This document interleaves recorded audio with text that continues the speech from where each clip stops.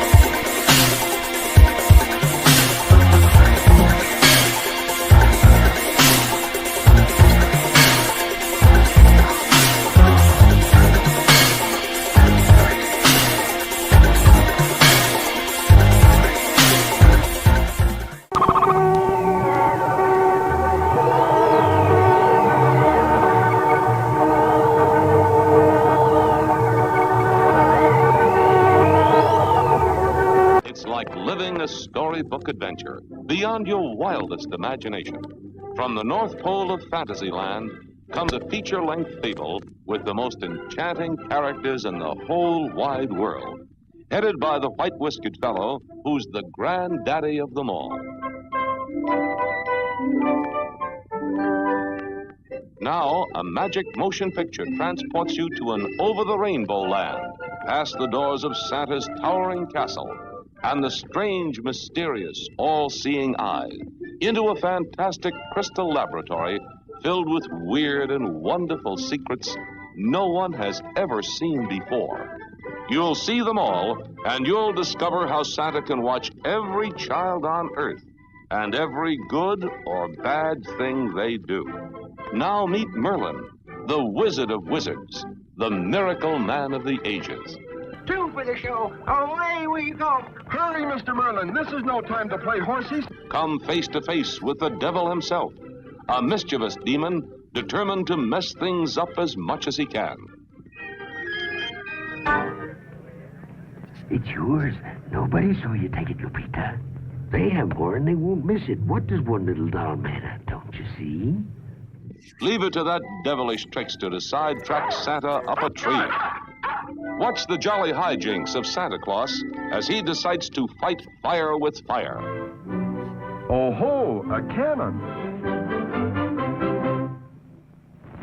Ouch! Oh! Oh! You won't want to miss the entertainment wonder of the ages, the treat of a lifetime for anyone who has ever believed there really is a Santa Claus. It's almost day, and Santa Claus hasn't come.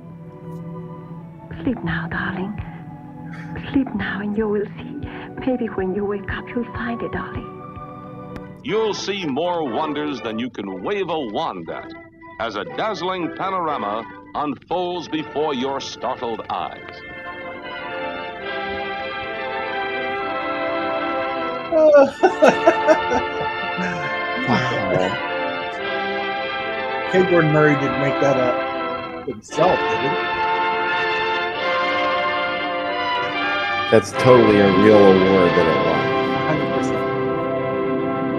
100%. Well, it's not going to be a matinee. It's going to be a drive-in asylum late movie next Saturday night at 11 p.m. Yeah. And it'll be our last show of the year. You're going to hate Christmas. Just kidding. I love this movie. It's my favorite Christmas movie. Man, I'm close. There's another one that's close, but we'll talk about it next week. But K. Gordon Murray, a lunatic.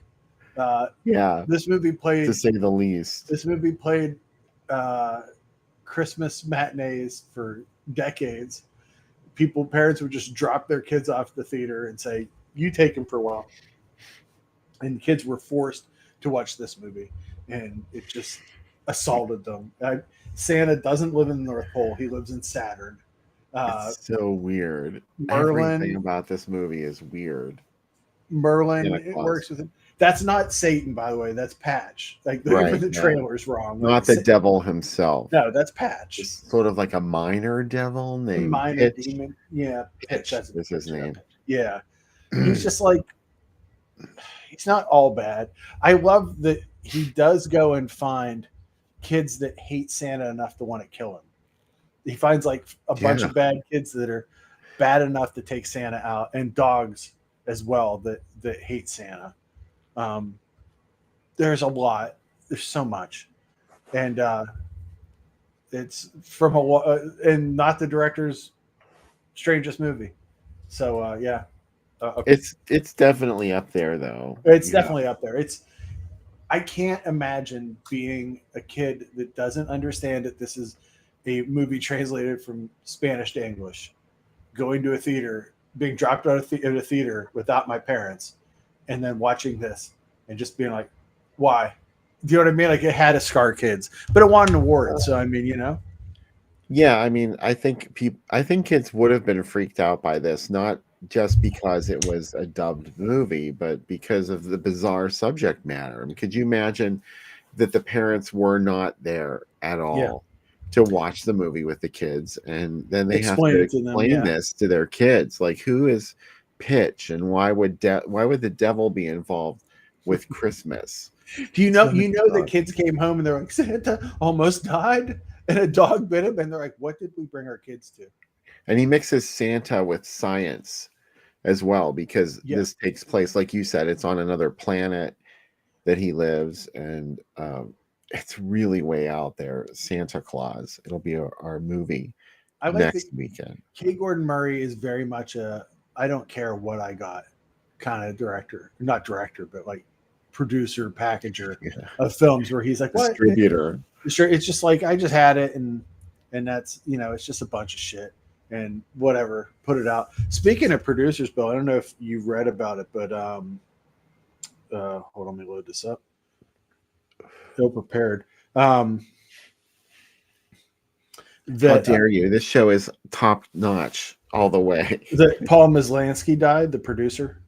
Oh, he, yeah. He was a producer of, obviously, most people would know him from the Police Academy movies. He also produced She Beast, Return to Oz, Race with the Devil, Damnation Alley, Hard Times, Circle of Iron, and Castle of the Living Dead. So Castle was his first movie as a producer, all the way up to Police Academy Mission to Moscow. And he also directed one movie, Sugar Hill. And he was in his early 90s when he died, but he just died this week. So he directed Sugar Hill. Yeah, that's the only movie he ever directed. He said he was just going to let directors direct after that. It was too much work. Oh, yeah, it was so good. Yeah, I think it's a great movie. Yeah, so anyway, the first time I saw it was at the Monsterama. Oh, really? I had never seen Sugar Hill because that wasn't one that played frequently on TV, and that would have been the only way I would have seen it. So yeah, if it was on there, it probably said drama after it instead of thriller. Yeah. So I would have overlooked it. It's kind of like what we talked about where Italian Westerns started taking horror elements. It's like the end of the blaxploitation cycle where they're like, what else can we do? Instead of just straight crime, can we maybe, and then, obviously, like, can we do Frankenstein? Yes. Can we do Blackula? Yes. And this is it's a pretty cool movie. I really enjoyed Windows, Bill. I have to tell you it. Also, you were completely right about Jennifer the cat. That does not look like a cat at all. It's a brief flash. I don't know what it looks like. I didn't say that. You said that. It looks like a deer, is what I'm saying. It looked like a baby fawn more than anything. I thought it looked like a cat. I mean, I was shocked. It's shocking, but it's like repelled. Mm-hmm. Yeah, I just think we were talking about it during the movie, and my take of it is that she is not. Ashley's character is not a lesbian. Elizabeth Ashley's character, she is just obsessed with. It could be anybody she'd become obsessed with. It could be a man. It could have been that cat. It could have been anything, and she couldn't have it. I did not like Talia Shire in it. I kind of liked Elizabeth Ashley better, but that's just me. But Mike said when he saw it, the audience applauded when she slapped Elizabeth Ashley at the end. Well, yeah, that was my whole problem with Talia Shire throughout this whole movie. Is she was so mousy. Yeah, she never even pushed back once against Andrea, who kept getting closer and closer and closer. Mm-hmm. She was like obsessed with her, and she's like, "I'm going to be your best friend. I'm going to call you." And it was really desperate. Mm-hmm. I felt so sad for Andrea in a way because Talia Shire obviously was not interested in her, and she had this thing that was developing with Joe Cortese, and that was beside the point. And she wouldn't have been attracted to Andrea, and that was sort of what was driving Andrea. Like, she knew that this could never happen, but she was so privileged, really. I mean, we were talking about this like while the movie was going on, is that her character seems to have limitless wealth because she can, like, not only does she live in this opulent mansion, but she can also take a loft on River Street, like right across, right by the river, with this fabulous view of the Brooklyn Bridge. And this is nothing to her. There's nothing in it but a bed. And she has a steamy shower going when Talia Shire comes over. So it's just so over the top. Like, I don't know. Well, it's fun. I asked you during the movie, I said, was there a point in the 70s where Talia Shire was a sex symbol? Because this movie would seem to suggest that.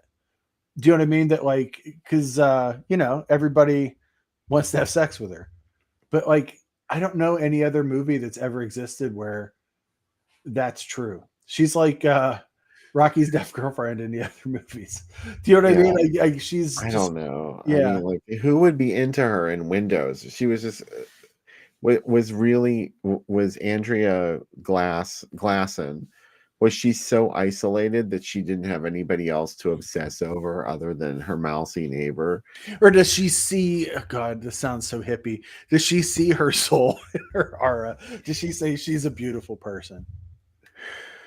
I Yeah. think it was what we were talking about before. She had too much time on her hands. Mhm. She was ultra rich, so she didn't have to worry about where her money was going to come from to Yeah. fund whatever lifestyle she wanted. And as a result, she just sat around and thought about this shit, and it drove her crazy. So it really is some kind of, maybe it's some kind of I like comment on Phil's that. admission here that he wanted to see her boobs. So Who said that? Phil said that. Oh, Elizabeth Ashley's boobs. No, he said I did, of course, wanting to her boobs, but that's me. Where is he speaking about Talia Shire? Because Oh yeah, she kept saying show it. That was like she was obsessed. That's the other thing I love about this. She was so obsessed with that tape.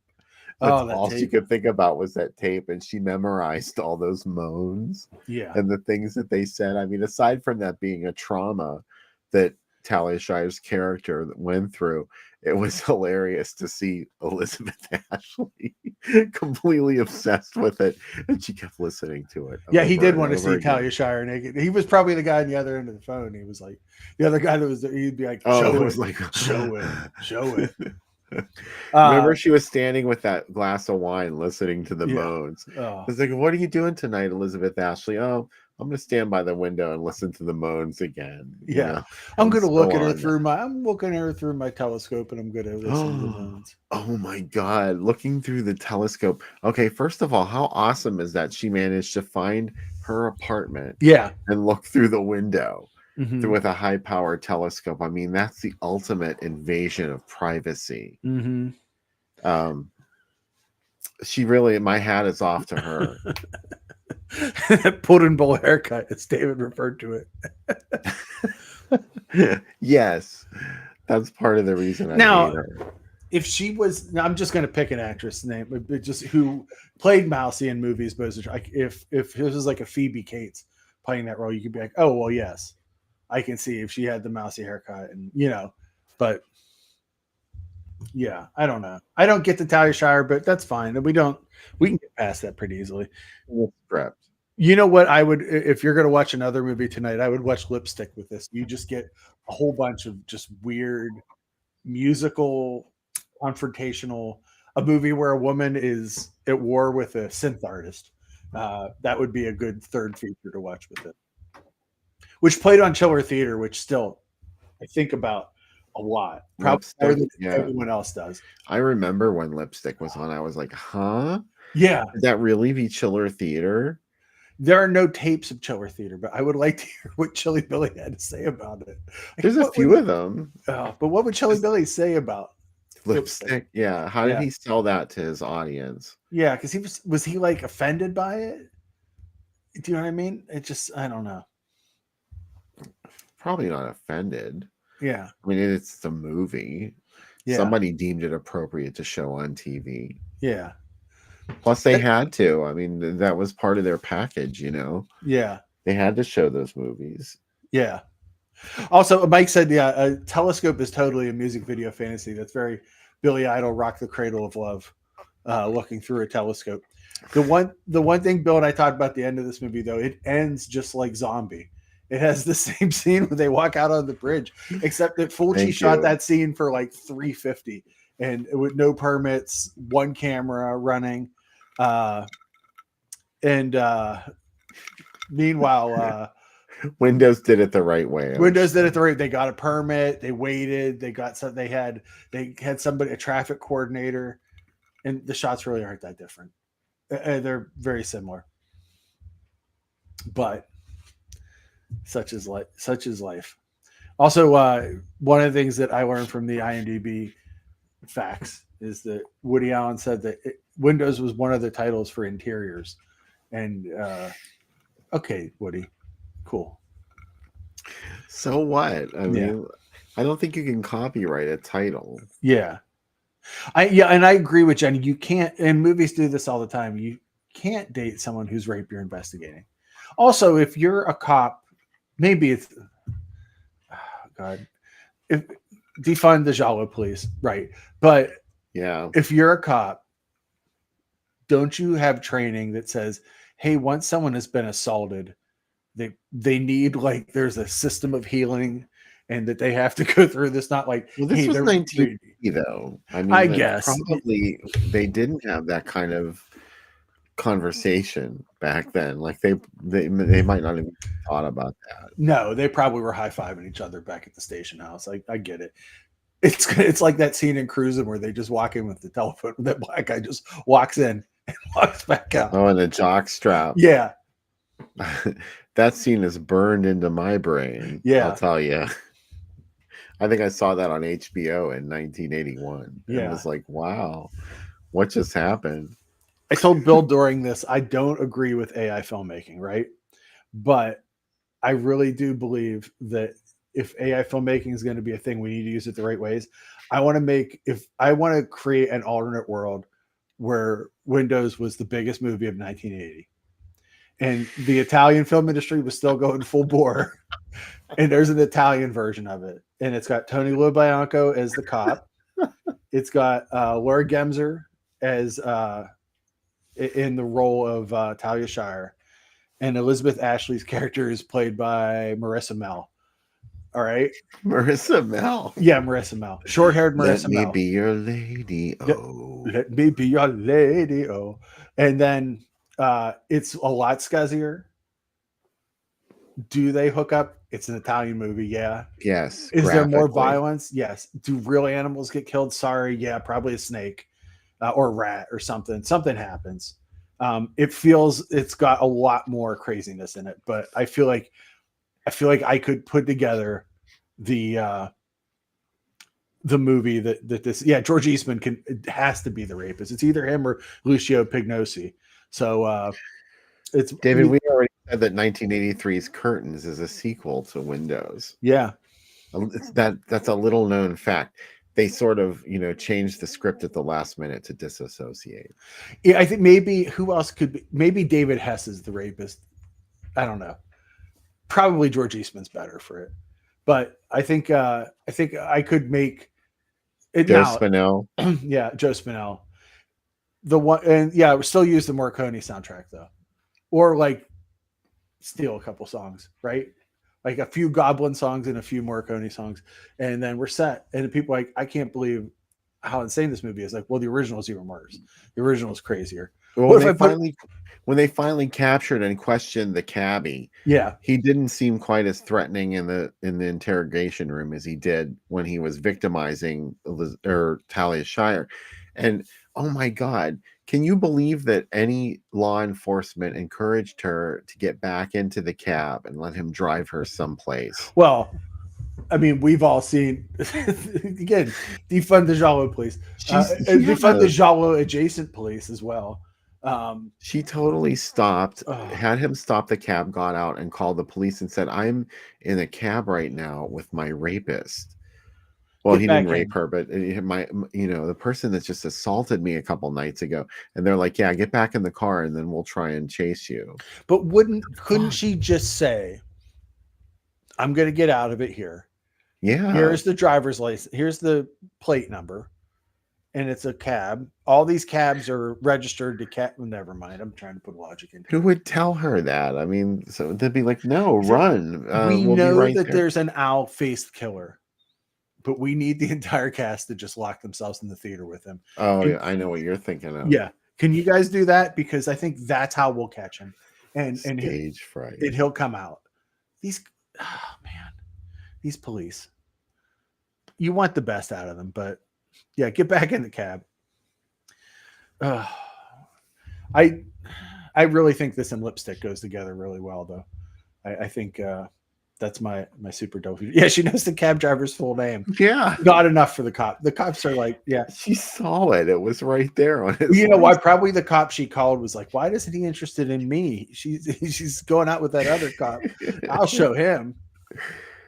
Yeah, he was just this schmuck that Andrea Glasson hired to go assault her. But why did he go back to her apartment the next day or whenever that was supposed to be? Did Andrea set that up too? I don't know. Because she was there when it happened. So she must have said, I'm going to go up and then you come up in a couple minutes and try and break in. And then I'll save her from you. It's just such a labyrinth-like plot for her. Like, when did she come up with this plot?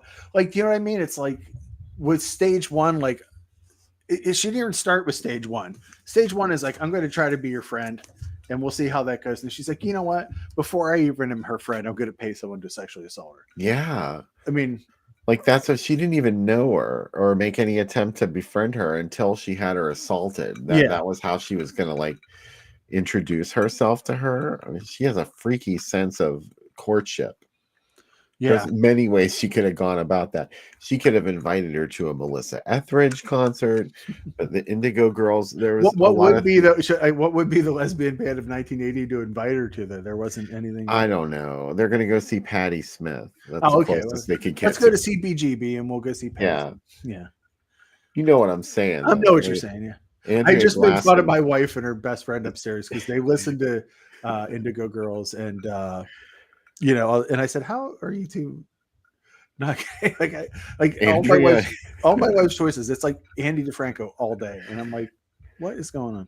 Andrea is probably a character who had been completely rejected by every community she had ever attempted to associate with because they were like she's fucking nuts. Yeah. Don't date her. Like just stay away from her. And she had alienated so many people she had to fixate on Talia Shire. It's like Phil brought up single white female. You could play with this. That movie is also has uncomfortability to me because it's like we're going to show she's crazy because she goes to a bondage club. Like, oh heavens, the best. Oh yeah. Like, oh no. But the worst part of that movie was my second college girlfriend knew of my first one. My first girlfriend looked exactly like the evil girl in Single White Female. Like she had that same look. And the whole movie, she was like, I bet you think this is great. And I like, no, I do. But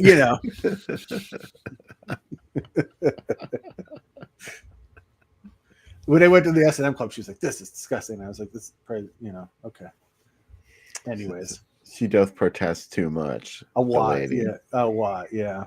Yeah. Klaus Kinski can be in the one that I make too. Probably Ivan Rassimov too. I mean, I'll get everybody in it. Right? Klaus Kinski was making Schizoid at the same time as Windows. Oh. He was busy.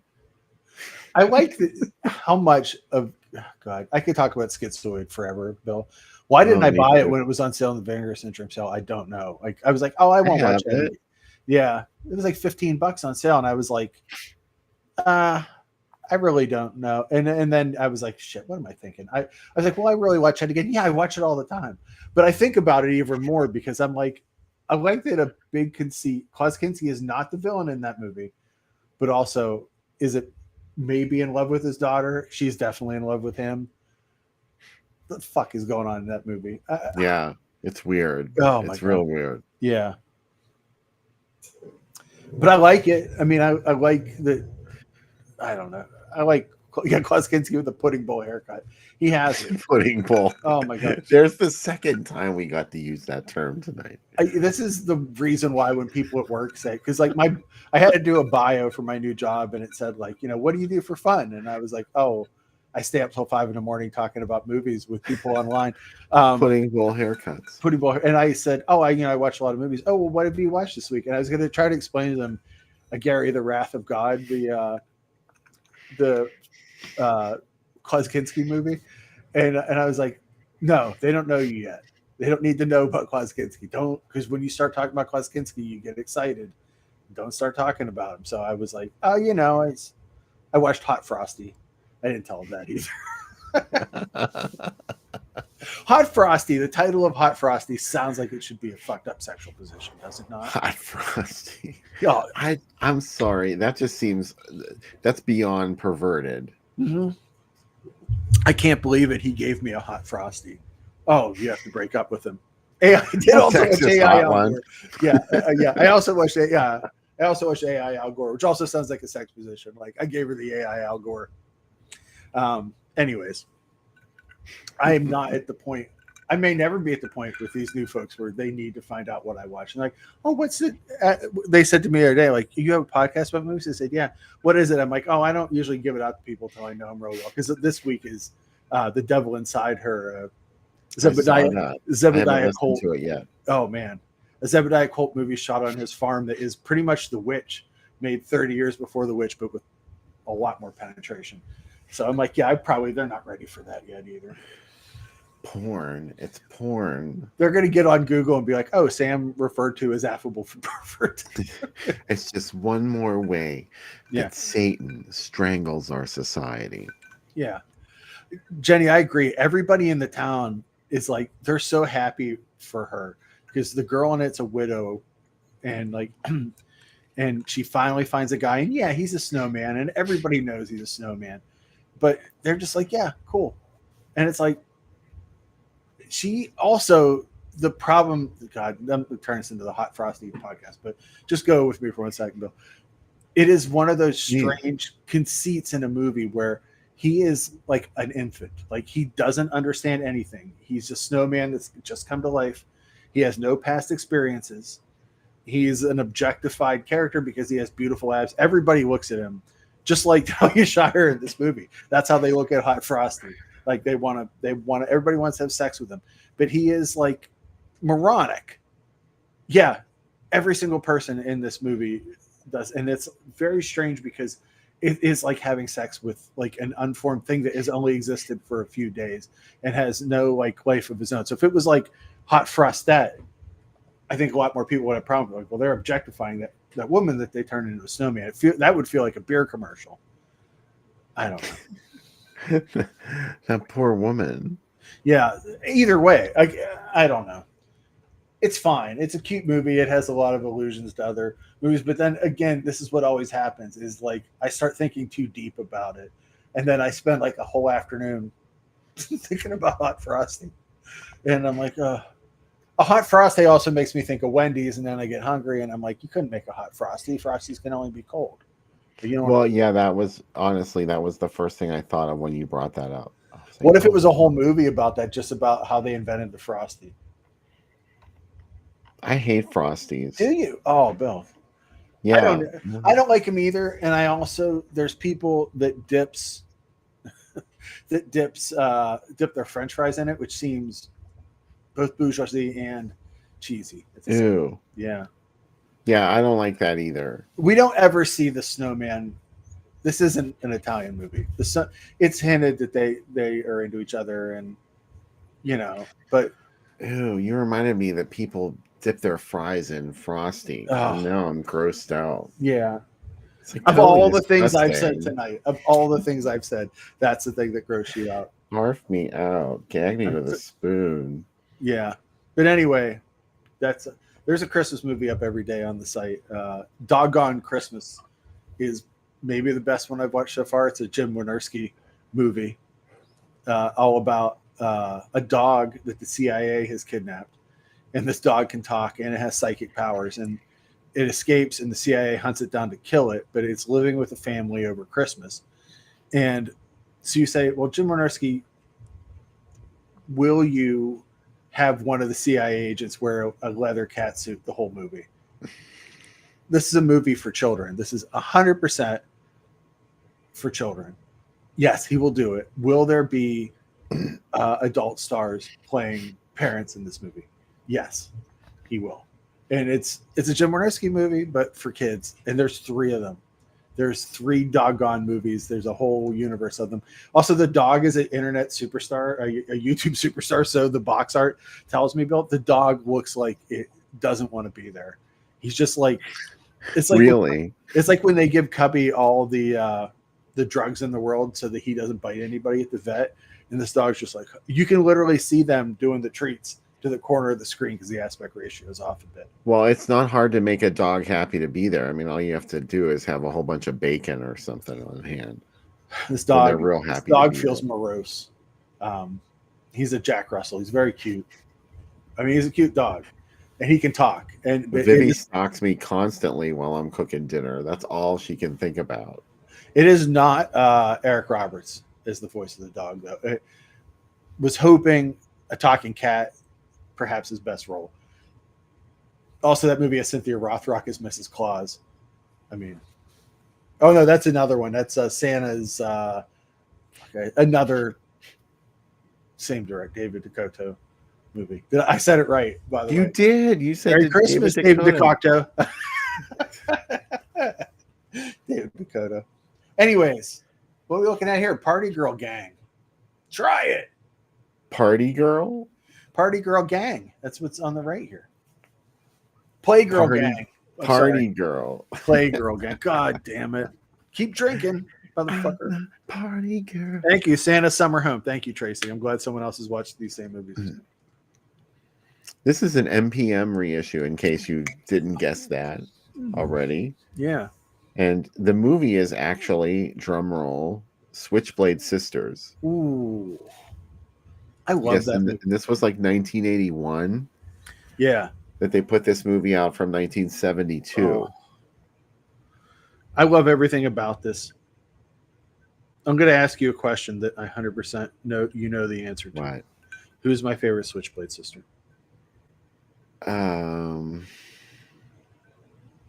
Well, the meanest looking one. So just Patch. look for her. Patch is it. Patch. Okay. Yeah, she's ride or die for the Switchblade sister. She'll do anything for them. That's why I love her. And you know what Graveyard Tramps is? Is it Vampire Hookers? No. What is it? There's a scene in a graveyard, and there's a whole bunch of women there, and they're all wearing dark sunglasses. Oh, Invasion of the Bee Girls? Yes. Oh, yes. See, I didn't have to tell you very much. Yeah.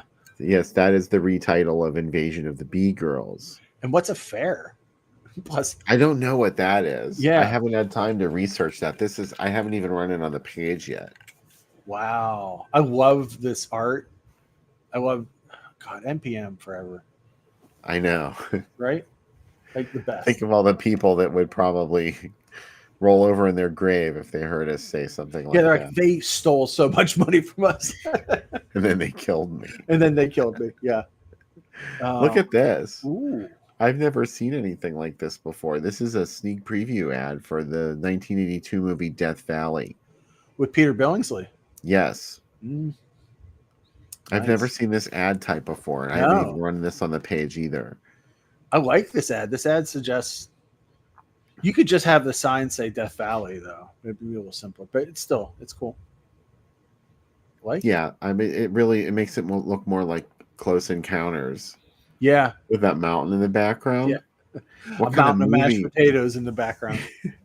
Nobody would go into this expecting a slasher, No, which is really what it was. It was Mhm. sort of like a late 1981 slasher that we didn't get until 1982.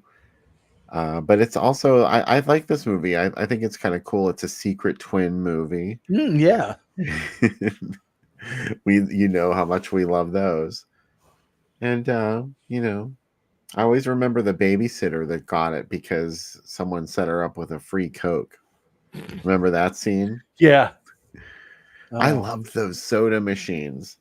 Like they Oh. would pour the soda water out and then the syrup for the drink at the Yeah. same time.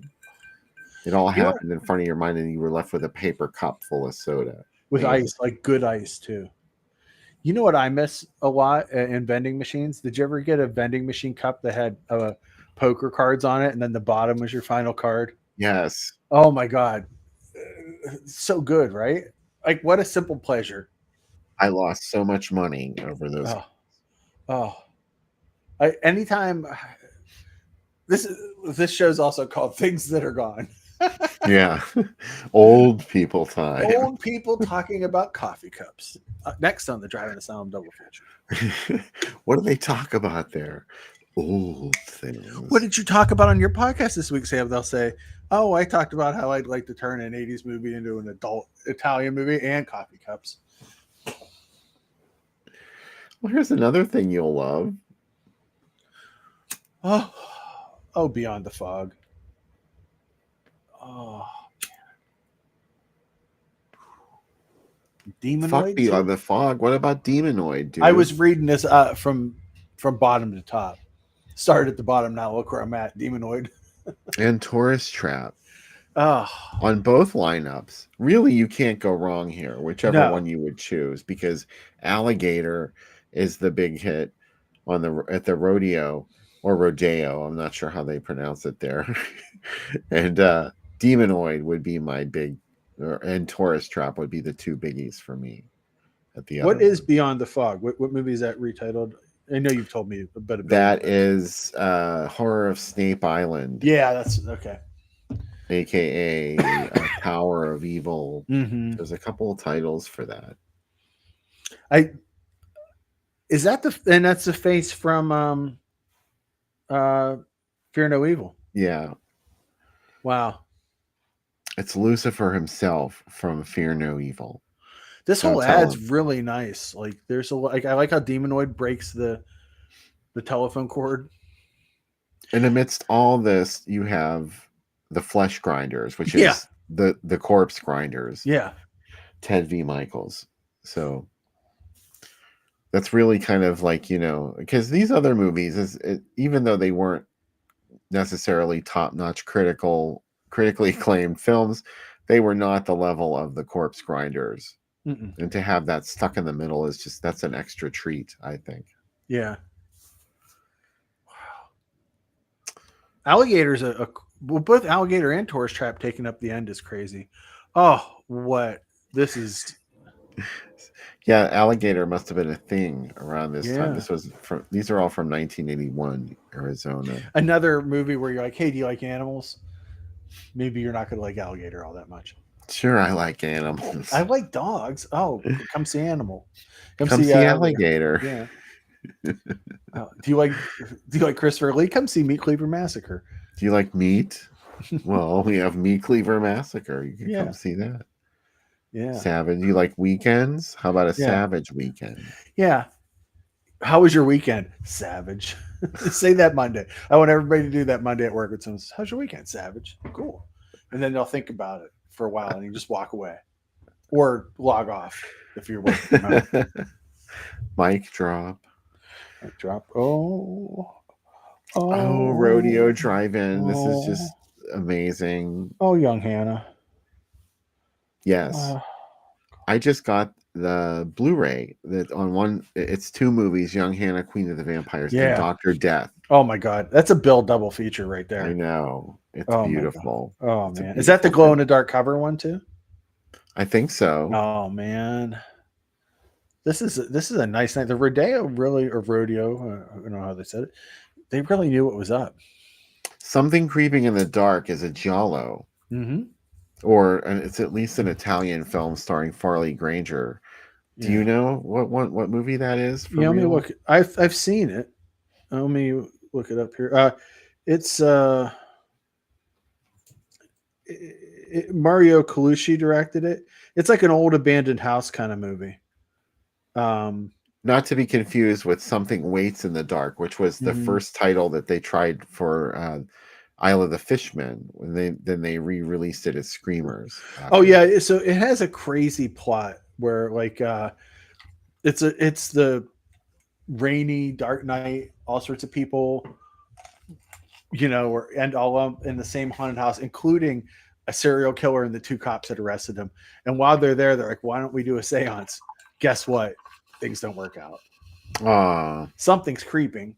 I want that to work out. I know. Like, why can't I want to make a movie where everybody goes to an old dark house and their cars are broken down and they all just find out stuff about each other. It's like The Big Chill kind of. They all have like a good night and then they all say goodbye in the morning. I think that's a beautiful idea, Sam. Yeah. Mm.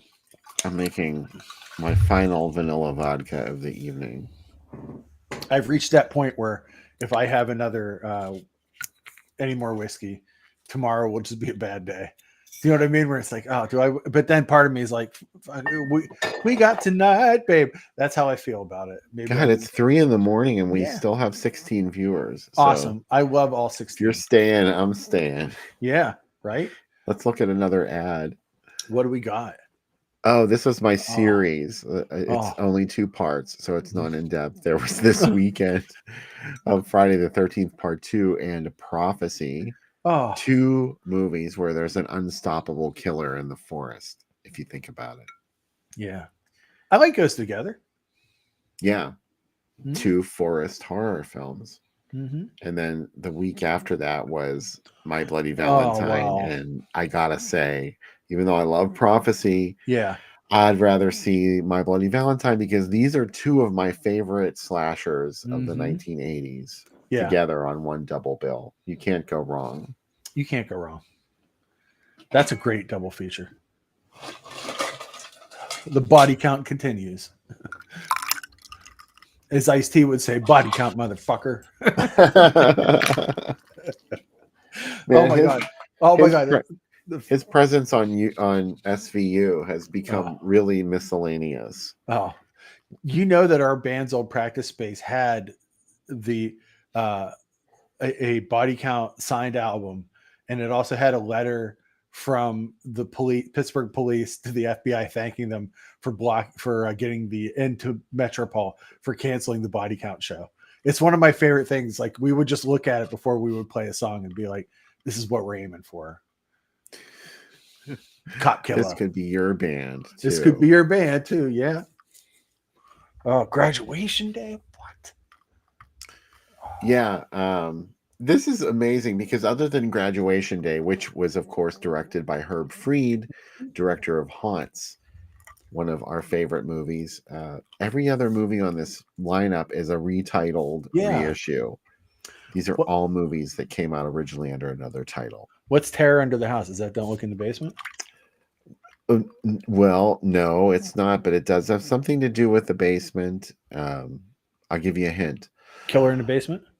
Poor Joan Collins. Oh, which one is I can't remember the name of it is. Inn of the Frightened People. Is the one you're looking for, aka Revenge, aka After Jenny Died. Okay.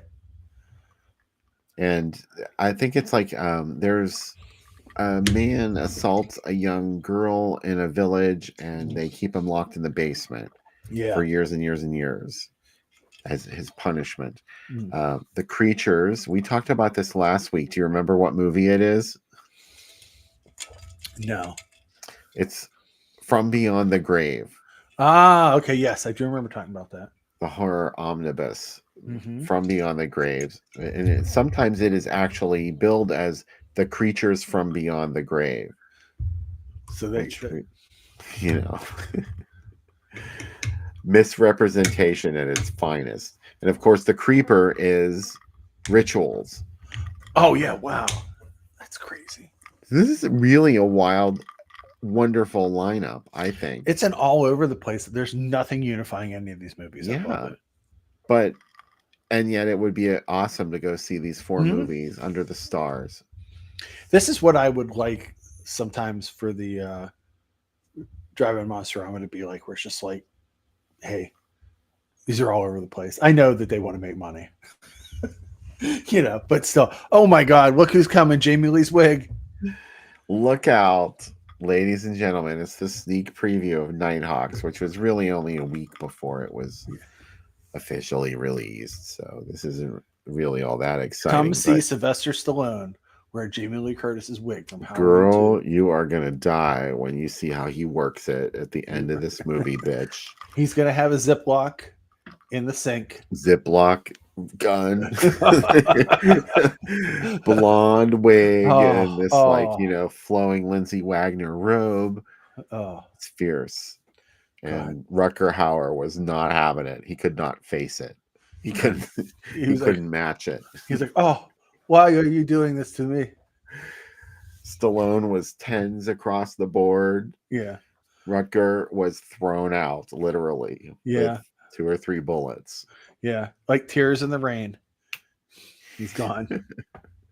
It only took, he killed him with 3 shots. Yeah. He just injured him with the first one. I don't know. I don't know if he was just excited or he did that on purpose. Yeah. Oh boy. Oh, Nighthawks. I like Nighthawks. I love Nighthawks. An HBO favorite. An HBO favorite. Yeah. I'm gonna do a shot for Nighthawks just for you, Bill. I like when they play the tape that makes Shaka mad at the end that reveals herself. It's like, oh my God. Don't get me started on Nighthawks. We got to do it sometime. Mm-hmm. We'll do Nighthawks. We're going to do like an HBO night. We'll do like Nighthawks and Sharky's Machine. Sharky's Machine. Holy shit. Oh, I know what this is. Do you? Yes. What is it? This is Vault of Horror. Right. Yeah. Correct. The world's most honored horror film. That was the tagline for the first one. Yeah. So, And 7 Brothers Meet Dracula. I know. You could almost miss it at the bottom. 7 brothers and 1 sister. Yeah. Okay, that's fucking bullshit. They totally left her out of the title. What's that dynamite that got in this ad? Do you see that? To the Mhm. right? What is that for? Dynamite Releasing. Oh, okay. They're the ones that put this out. I got to tell you, the tagline "Death Still Lives" is so fucking great. Like it makes me want to watch Vault of Horror right now. Like I love that movie. I love both of these movies, but It is beautiful. I want to see the one though that with the live footage of the vampire spigot at the end. Mm-hmm. Because remember that like they edited it to just be a still image. Oh. I remember that from magazines, seeing that like with the guy with the spigot in his neck. I've been doing Tales from the Crypt, the TV series on the, every Friday on the site, and I like it, but it pales in comparison to the love that I have for the 2 Amicus movies. I want one Do you more. have a problem that they're so recent and those ones from the 70s were clearly made in the 70s? Is that what makes the difference for you? Sometimes, but I also think though it's like I know they're making like 25-minute long ones. They just feel a little garish and silly. I don't know. I like them though, but I don't love them. Versus like I think I have such a love for Tales from the Crypt for the original one. Like Yeah. I think it's my favorite Christmas horror, and it has It's like time. it's time to watch it. I mean, my last band wrote a whole song about it. There's a whole song about Tales from the Crypt. That's how much I loved it. I know. It's been on the show now yeah. a couple of times. Yeah, I was like, I love this movie. We played with another band, and their lead singer had this skull on his jacket, and I was like, oh man, that's an awesome Tales from the Crypt jacket. He goes, oh, I don't know what it's from. I just thought it was a cool skull, and I was like, fuck you. Like I was like, I don't want you on the same stage as me. I was so upset. Yeah, I'm like, oh, you fucking poser. Ew, I hate your jacket. Yeah, I hate your jacket. Take it off. I took it off like he was wearing the wrong colors at my biker bar. You can get in trouble for that shit. You can, yeah. Unless you're Pee Wee Herman and you can dance your way out of it. Yeah, this guy couldn't dance his way out of it. Oh shit, we're back to the Playgirl gang. Oh, I wasn't done looking at ads. I can show what came in the mail this week. Yeah, if you'd why like. don't you? I'll find more ads while you're doing that. Third Window Films is a newer company that's putting out some really cool Japanese stuff, like the movie Bumpkin Soup, Mermaid Legend, and Scent of a Spell. They just sent me these the whole way from England, but these are their preview ones. Those are coming out pretty soon, and I'm really excited. Lionsgate, I'm in the big time. Lionsgate sent Stir of Echoes. You remember that movie? Yeah, I sure do. Isn't 4K. Kevin Bacon in that? Yeah, 4K, and look, it's animated where Kevin Bacon's eyes open. Oh yeah. Isn't that cool? Really nice cover. And this is 4K. It has like a whole bunch of extras. Becca really likes this movie, so she's excited to watch it. So yeah, that just came out. And also this week, all week on the site, I will be covering the new 7 release of Scala, which we talked about before, which is all about the theater in England. I showed Bill this earlier, but I'll show you guys how cool the inside is. It comes with the Scala was you got a membership card when you went there. 'Cause it was a members only theater. And then it comes with a really cool poster of like all the shorts that are in it, but this is what their posters would look like. And the coolest thing for me, at least, is it has Maniac 2, Mr. Robbie, the 7-minute long proof of concept from the director of Buddy Giavino. Did you say where the Scala was? In London, yeah. Wasn't it in Liverpool? I don't know. I thought it was in London. Oh, maybe it was London.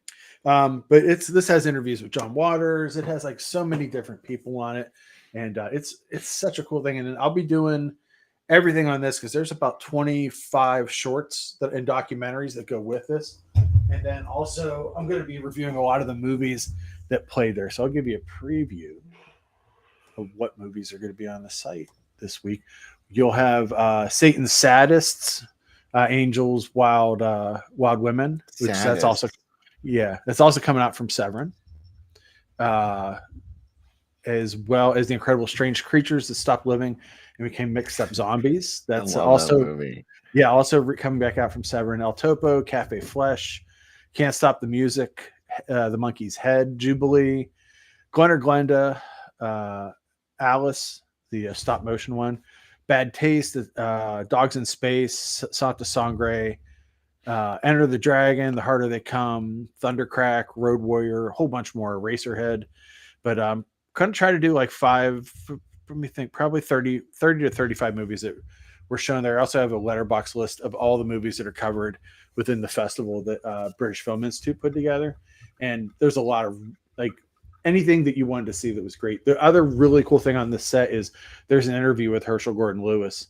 And when he came there in person. And one of the things he says is from 89, where he talks about how he thinks more movies need gore with heart because he likes the idea of just having guts. And it's not technical and it's not like this, state of the art thing, but it's just gross and it makes people happy. And he's hilarious. He's Herschel Gordon Lewis, but it's a really cool interview with him. And there's another doc about Splatterfest, which was a weekend horror festival that was like really seminal for the time and like how it all came together. And there is another short on it that is an Indiana Jones parody, and it has Bruce Campbell and Sam Raimi acting in it that Scott Spiegel produced. Oh wow. And it's pretty funny. And there's all of the extras that are on here. The shorts and docs all have commentaries and intros from the directors, which is really nice. And so there's a lot to pick up. Hey, Bill, this is a New Year's Eve movie that we watched New Year's one year. Remember, my father-in-law put it in. Remember, he's like, I want to watch something. And he put in The Hearse. The Hearse. This must have been like an HBO competitor for a while, American Super Channel. This ad is from Phoenix, I believe. Wow. So, but The Hearse, man, this was 1981. They were marketing it. Wow. Of course, it was a year after it was theatrical. Their logo's nice. I like that star and Super Channel. Yeah. It's fancy. Look how the bottom part of the P connects with the N below it. Exactly. I love it. It's gorgeous. A+ American Super Channel. Sorry you didn't stick around. Oh, look at this. Doesn't this blow your mind? How did they do this? For the first time in your life, you have a choice. I've never heard of Blowout being shown in 3D. Yeah, I think this must have just been 3-dimensional projection. So I don't know. I mean, obviously, Blowout was not filmed in 3D. So this must have been some technical trick that they used in projecting it that probably didn't look all that great because it wasn't filmed that way. I don't know. You know what it is? What? It's a good scream. It's a good scream. Good scream. Yeah, maybe I was thinking that when I'm done with this adventure you have me on where I'm wired and I'm meeting a serial killer, we could go see Sugar Babies. Yeah. Another movie where the worst plan. Yeah. It's the dumbest plan. Come on. What John Travolta's character was not that dumb. Nancy Allen's character was a little bubble-headed, but not John Travolta.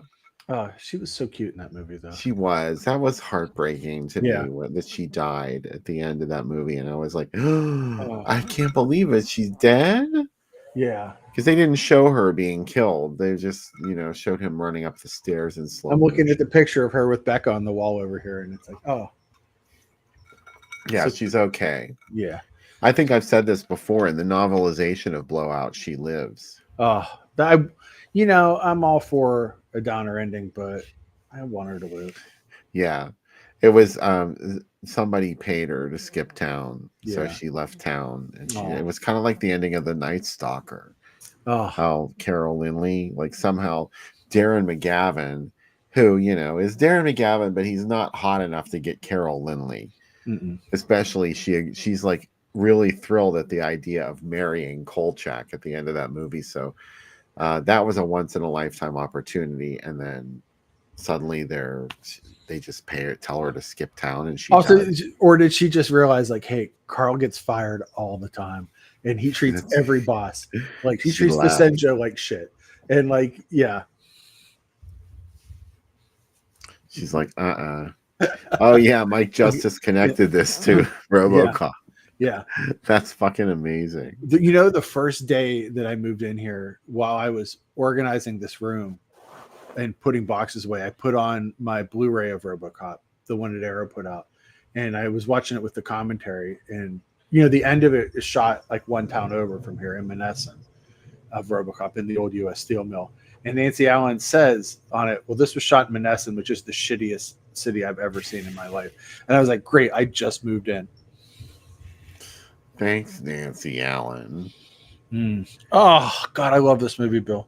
But look at that co-feature, too. I know. Wow. What a downer night. Yeah, this is nothing but just sheer existential dread. There had to be people that went like to have like a funny yelling at the screen horror movie experience, and then were just confronted by both these movies. What could possibly have been in the R-rated cut of Last House on Dead End Street, which is, of course, House of the Cuckoo Clocks, or whatever you want to call it. Mm-hmm. This, like, extremely violent pseudo snuff film that in its uncut version shows a woman who is eviscerated while she's still conscious. And I see the R rating on there, and I'm thinking, like, how could that movie have been rated R? Also, it's a movie that like people thought was really snuff, like, because it looks like it. An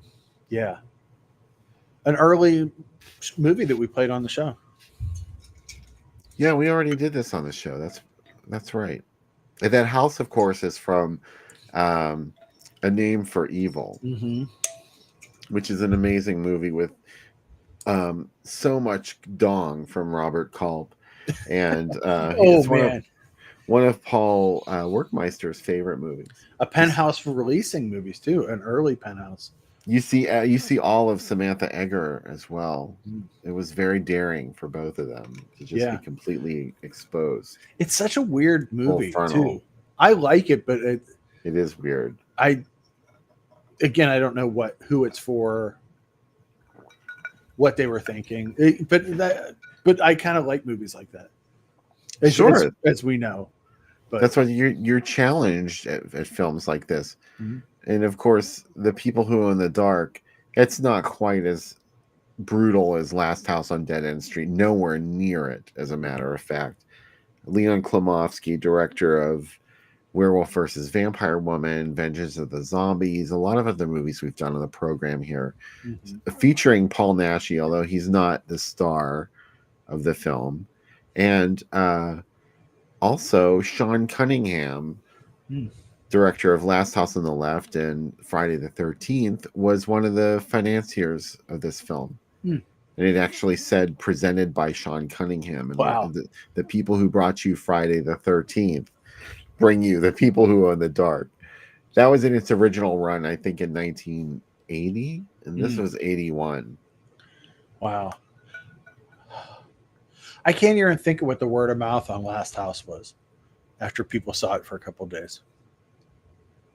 Yeah, I mean, it's really Nothing sticks with me other than that woman's evisceration. The scene where they're holding that skull over the guy's privates, and yeah, or the that girl's too. privates, and the guy has to like go down on the skull. That's pretty intense too. They drill into some guy's head too, but that's Yeah. sort of like it's a gag, like you really don't think it's happening. Just like the other scenes were kind of realistic, especially they break her legs. Yeah. I can't deal with it.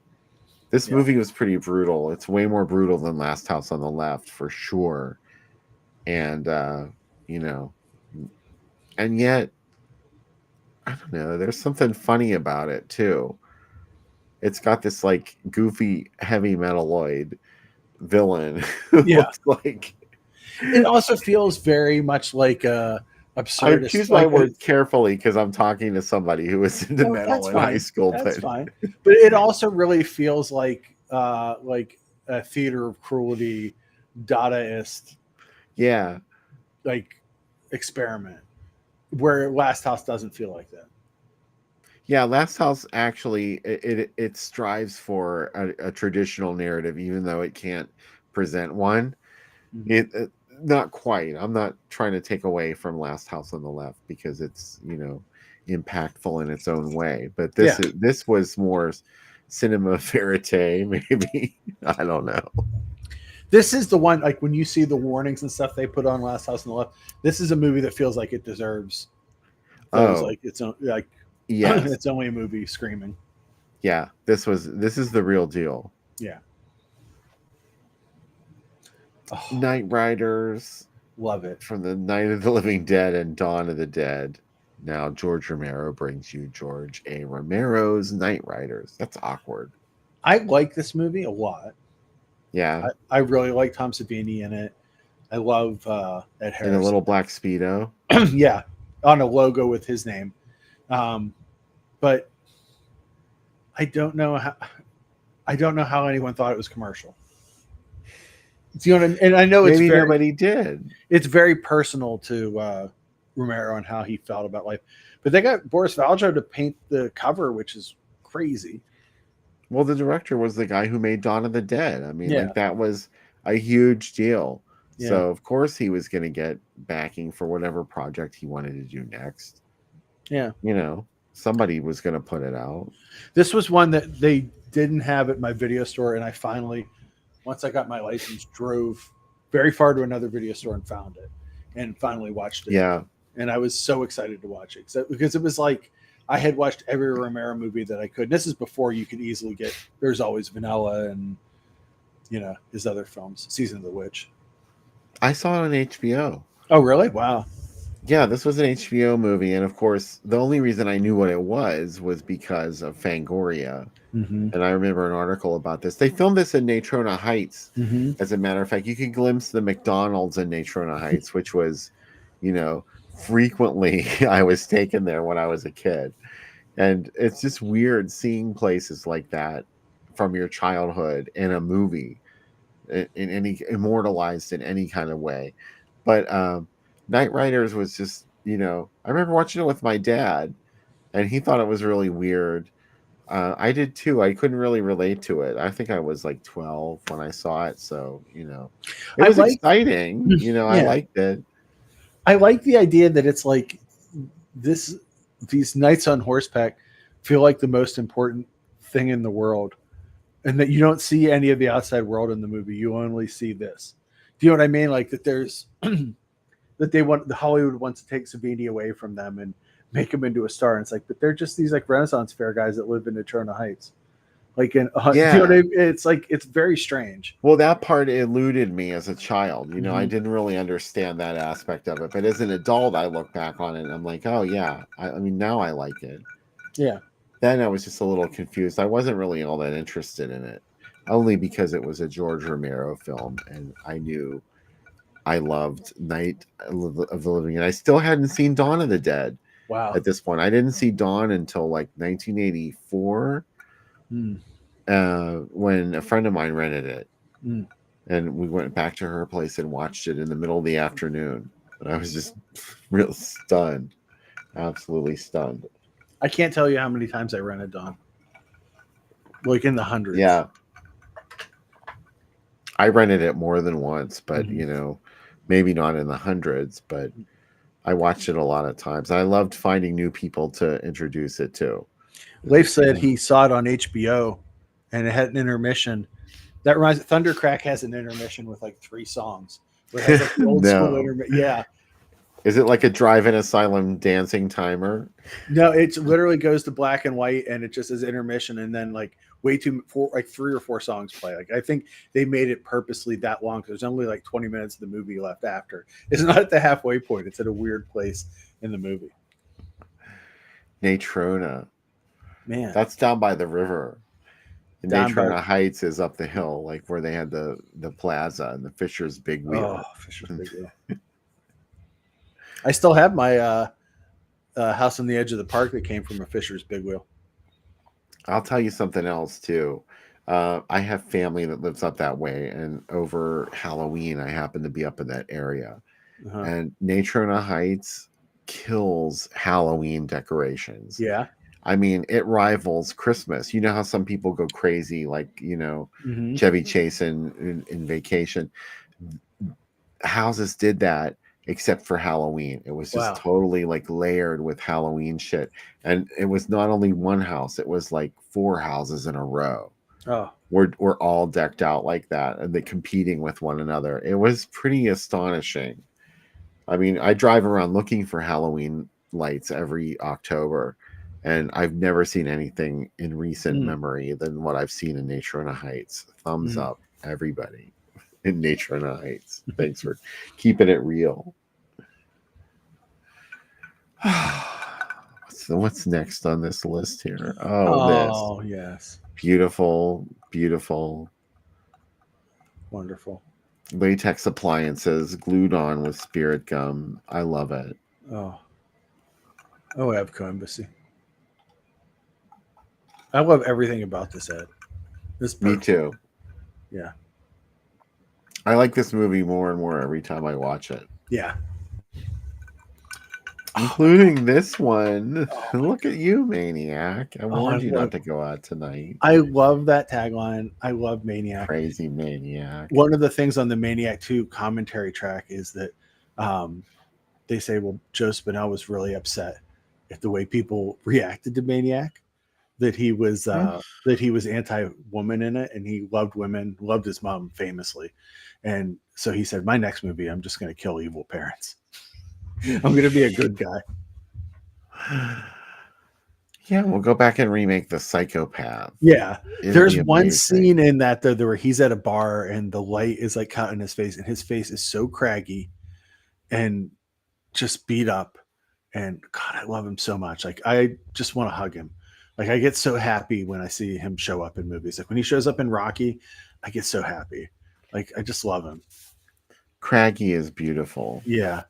I love the look, just everything about this is just like, and you know what's great about Maniac? Like Maniac is, when they would warn you as a kid, like they would warn you of movies you shouldn't see and how movies Oh, are yeah. bad. They're talking about Maniac. This was totally forbidden. Yeah. Maniac. I was excited the first time I rented this, and this was, of course, the lesbians from Act 2 Video in Cheswick who rented this to me. Oh, did you love it when you watched it? I thought it was gross. Yeah. Which is, of course, how you're supposed to feel. Yeah. When you watch it. Like, yeah, it worked. Like, I was really creeped out by it, and I felt dirty after watching it. That's what I like about it. It's just scuzzy. I think I was like 15, 16. Yeah. I love it. I think it's such a good movie. I was thinking about it the other day when I was getting a drink out of the fridge. I was like, I warned you not to go out tonight. It's such a great tagline. I was just thinking out loud about it. I was like, I just love it. It is gross. I mean, the scenes are really disturbing, like the murder scenes in it, especially the one where he gets into her apartment. He flicks that button on her door, which I never knew until I lived in a place that had locks like that.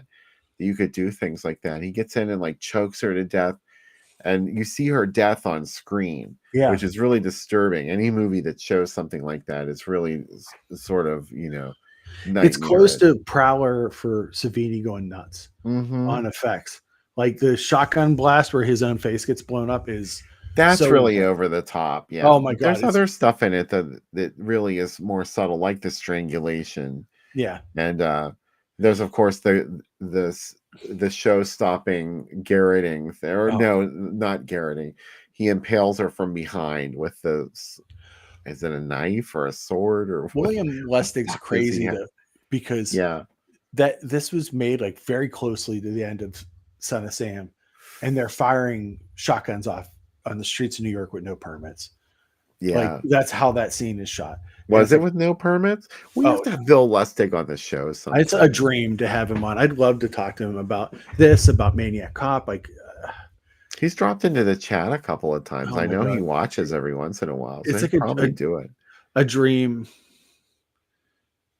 Oh, I love that he made these movies. Maniac is one of my favorite New York movies. yeah, it's a New Because York at the end of the world movie. Like this and New York Ripper together as a double feature would destroy people. Yeah. Yeah. Dressed to Kill even too, or The Yeah. Warriors. Oh, Those movies sort of like are my dream New York. yeah. From worse to worser. It's wild. The arrow set of the Warriors that came out is great because it gets into the world building of it. That almost every character, every gang was completely fleshed out. Like their logos are all designed. There's reasons behind who they are. None of that gets shown in the movie. It's crazy, like of how big the Warriors is, and it's just such a man. Warriors is amazing. We need to do that on the show. Oh my god, sometime I too. love that movie so much, and it's like it's another movie too that was discussed of like this movie's wrong and this movie is you should not see this. Oh, It was going to cause violence and all this stuff. don't listen to them. Yeah, it's also originally was going to have like comic book insert scenes where like there would be animated sequences of some of the gangs, and I'd love to see how that. He kind of did some of that on the one reissue that came out, where they had some kind of like intro scenes and some like motion animated things. But yeah, my favorite scene in The Warriors is when they get on the train and he's with the girl and they look across to those rich kids for their prom and there's no dialogue and they just look at each other and those kids. Oh my god, it's so good. Like that. I was born here in the city. The end of it when that's playing is oh my god. I get nuts. Like the end of The Warriors makes me nuts. I love that song. Oh, it's so good. The version in the film's different too. That's just Joe Walsh. Yeah. The popularized version is by the Eagles. Yeah. It's yeah, let's definitely do next year. Let's definitely The Warriors. Yeah. And no, and the thing now realizing that how much the Warriors influences the Bronx Warriors movies where they're very, very similar. But post-apocalyptic. Like it makes me love the Warriors even more. Like, because it's like, oh, I want more of the Warriors, but I also want gangs that are on roller skates. And yeah, it's something special unto itself. And I don't know, like I don't remember people talking about the Warriors so fondly back in the day, like when it was brand new. It was sort of weird. I remember seeing it was on 2020 and they were talking about the violence that could be associated with it. Right, yeah, but it was so like far removed from reality. Yeah. Like with like the whole face paint and everything like that. It was so exaggerated. It's almost like a mythology version. Right. Yeah. It was Greek. It was like a Greek tragedy or something. Yeah.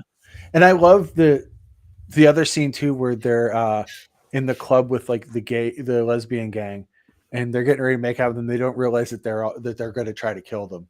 They're kind of like the sirens almost. And yeah. And like that scene is so good too. There's a million. I mean, it's a great movie on its own, but so many things happen in it. That was one of my escape movies, like when yeah. I was young, like Times Square. Oh yeah. I think I saw them both around the same time, like around 1981 on HBO, and I was like, wow, this is New York. Like you would go there and you would become part of this legendary street gang, or you would live in a warehouse along the river and no one would bother you because, and you'd have like, a pretty decent life. Just that was so naive. You would get on the radio instantly. Right. Yeah. Tim Curry would start to like you. Cool people would hang out with you. You'd become the Slee Sisters. The Fabulous Stains is like that for me too, where it's like, oh, you don't even need to know how to play your instrument. And like, in 2 weeks, you're going to be on the road. And or Smithereens. Yeah. Did you ever see Smithereens? No, I've never seen Smithereens. Oh my No. God. Yeah, I It's guess. so good. You're gonna love it because Mm. it's a lot like the Fabulous Stains. Mm. It's just she just shows up and she barges backstage and starts talking to a band member so that the Oh, security doesn't throw her out. And she's just this grifter that latches on to people. It's the oh. movie Susan Seidelman made before Desperately Seeking Susan. Mm. It's really good. Oh, This movie, The what is Dark Ride. Let's yeah. talk about this. What is this? This is Killer's Delight Huh. from 1978. Wow. I've never seen it, and No. I was just stunned when I found It's a this. bold ad. Yeah, I think there's a hand in the ad. It's sort of blobbed out, as you Mm. said earlier. Yeah. There is an image there, I but like this just all dark though. I like how this looks. yeah, it's hard that because they sort of make it, and the tagline, they make it sound like Halloween. Mm. Linda should have known. Annie, well, especially the name Annie. Annie knew. Yeah. Oh, Paul, Oh, Paul. I give you all. No keys, but please, my Paul. This was Over. The Dark Ride, a reissue in 1981, at the same time as the Funhouse, clearly Oh, made to yes. capitalize on the Funhouse. Another favorite. Mm-hmm. Oh, the Funhouse. The Funhouse was one that I didn't appreciate when it was new, and Mhm. now I look back on it, I'm like, that was really good. I really Yeah. wish I had liked this a lot more. Yeah. Well, sometimes movies have to work on you for a bit. I read the book first, Mm-hmm. and it was written by Dean Koontz under a pseudonym, and apparently it had been beefed up from the original script, because when I watched the movie, I was like, where's all the stuff about her? Where's the religious element in this movie that was there in the book? Where's the message about her unplanned pregnancy? Mm-hmm. Where's this? Where's that? I didn't get any of that in the movie. So I was like, this sucks. A couple I folks was in chat wrong. chat bring up the Dark Ride's pretty fun. Oh, Killer's Delight. Yeah. I'm really curious about this movie. I haven't seen it. it down. I'm putting it on my list here. There's a great ad for it, but it's described more as a crime drama Mm. in all of the locations where I've seen it written about. So, I was just sort of, as a kid, I never would have paid attention to something like The Killer's Delight, but The Dark Ride, I would have sought out immediately. It's a great title. Anyway, this was kind of obscure. Mhm. I've only found it this is from Phoenix. Mm. I've only found it in the Arizona area so far. Mm. Groovy Doom is a continuing adventure, And Davey, I agree with the Funhouse. The reason why the Toby Hooper, the Funhouse, is a video nasty is because Right. because they thought it was Last House on Dead End Street. I forgot about that. Yeah. Yeah.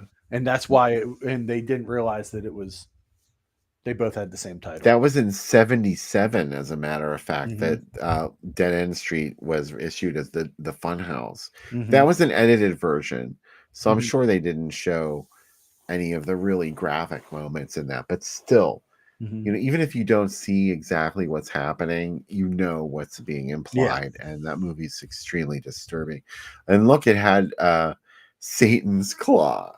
Lee mentioned that on the page not too long ago. She was like, is that the Satan's Claw that has blood on it? I'm pretty sure. Yeah. Huh. Wow, what a weird triple feature. Blood on Satan's Claw is pretty brutal. Yeah. You know I that have to I say. you know that I love the girl that leads the cult. Oh, yeah. And her giant Brooke Shields eyebrows that Yeah, she I gets lo- as the movie goes on. You know what? I love it. Like I like it only gets better. Brooke Shields and her big eyebrows. I just watched the Tales from the Crypt with Brooke Shields in it. I love her role in Freeway. She's great in Freeway. Oh, look at this. This is just astonishing, isn't it? Yeah. Blood Beach, all right, amazing. The Boogeyman, yes. Yes. Beyond Evil, yes. Wow, that's pretty cool. Thanks. Yeah, Dave, that was Kevin Conway who Hmm. played all of those Barkers. And I don't know. I always thought in the movie it was supposed to be the same guy, just appearing at different features in the carnival. I figured they didn't have that much personnel to go around. How old was Point of Terror when it played on this? And Nightmare in Wax. They're both Point of separate. Terror and Nightmare in Wax. Nightmare in Wax was 69. Yeah. And Point of Terror, I think, was 70. I was thinking 70, and this is probably what, like 82, 81? Yeah, this was 81. Yeah. And Point of Terror was, I think that was simultaneous with Blood Mania because they were a double feature back in the day, a Peter Carpenter double feature. And Beyond Evil, though, was just from a year before, along with The Boogeyman and Blood Beach. Those were all 1980 films. It's a crazy lineup of stuff. I like that bug, that spider looking thing, and the cat. There's a lot of great. There's a lot. This ad looks kind of punk rock album cover though, doesn't it? Like with It's kind of 45 Grave or the Cramps. Yeah. Something like that. Yeah. What a weird lineup. I love it. Those great punk bands that do you want to party? grabbed onto the Misfits. Yeah. Goes without saying. Yeah. Oh, this is a great night.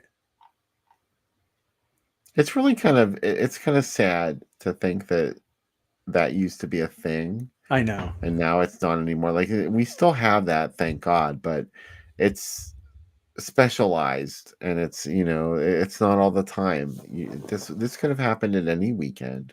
Yeah, that's what I think about. Like, it's like, oh, we could have just gone to these movies. Like we could go to these 21st century Kung Fu cash-ins. Bill, have you seen Return of the Tiger? I have not, but could you please tell me everything that Paul Smith does in the film? Oh my God. It is so good. Paul Smith is amazing in it. It's just him throwing around every smaller guy, like body slamming people. Isn't everyone smaller than Paul Smith? Yes. At the end of it's crazy. It's really good. It's really violent too. I like that they sell it, and this is in a lot of the ads. The Torturer from Midnight Express is in it. Yeah. But he's really good in it, and he's like, it's almost like a comic book movie in parts, and I love it. I love the 21st century had picked up a lot of these. Some of them came from who would they buy from? What company did they buy a lot of their stuff from? I'm brain dead. Well, could it have been MPM? Wasn't MPM. It was Dimension. They had bought a lot of Dimension films as stock of Kung Fu movies and retitled a lot of them and re-released them. Because almost all Dimension stuff that they put out like 10 years before, 21st century re-released too. But they had a really nice backlog of these films. But this Bruce Lee one's really good. This movie is great. I would say, even if you don't like martial arts movies, there's a lot to like in this movie. Great. Nora, it's 3:47 and there's 15 of us. Wow. To be exact. 14. Sorry, someone went to bed. Someone's like, fuck it. Good night. There's enough. They're like, these guys are boring us. Yeah. Well, good night. 3:48 in the morning. Wow. I'm so excited to see this ad. I love the 21st century logo so much. I know it's just a Superman logo, but I love it. I know. I love they're like, fuck all copyrights. We're doing it. It's like the Independent International logo. You see it and you get excited. Or Avco Embassy. Oh.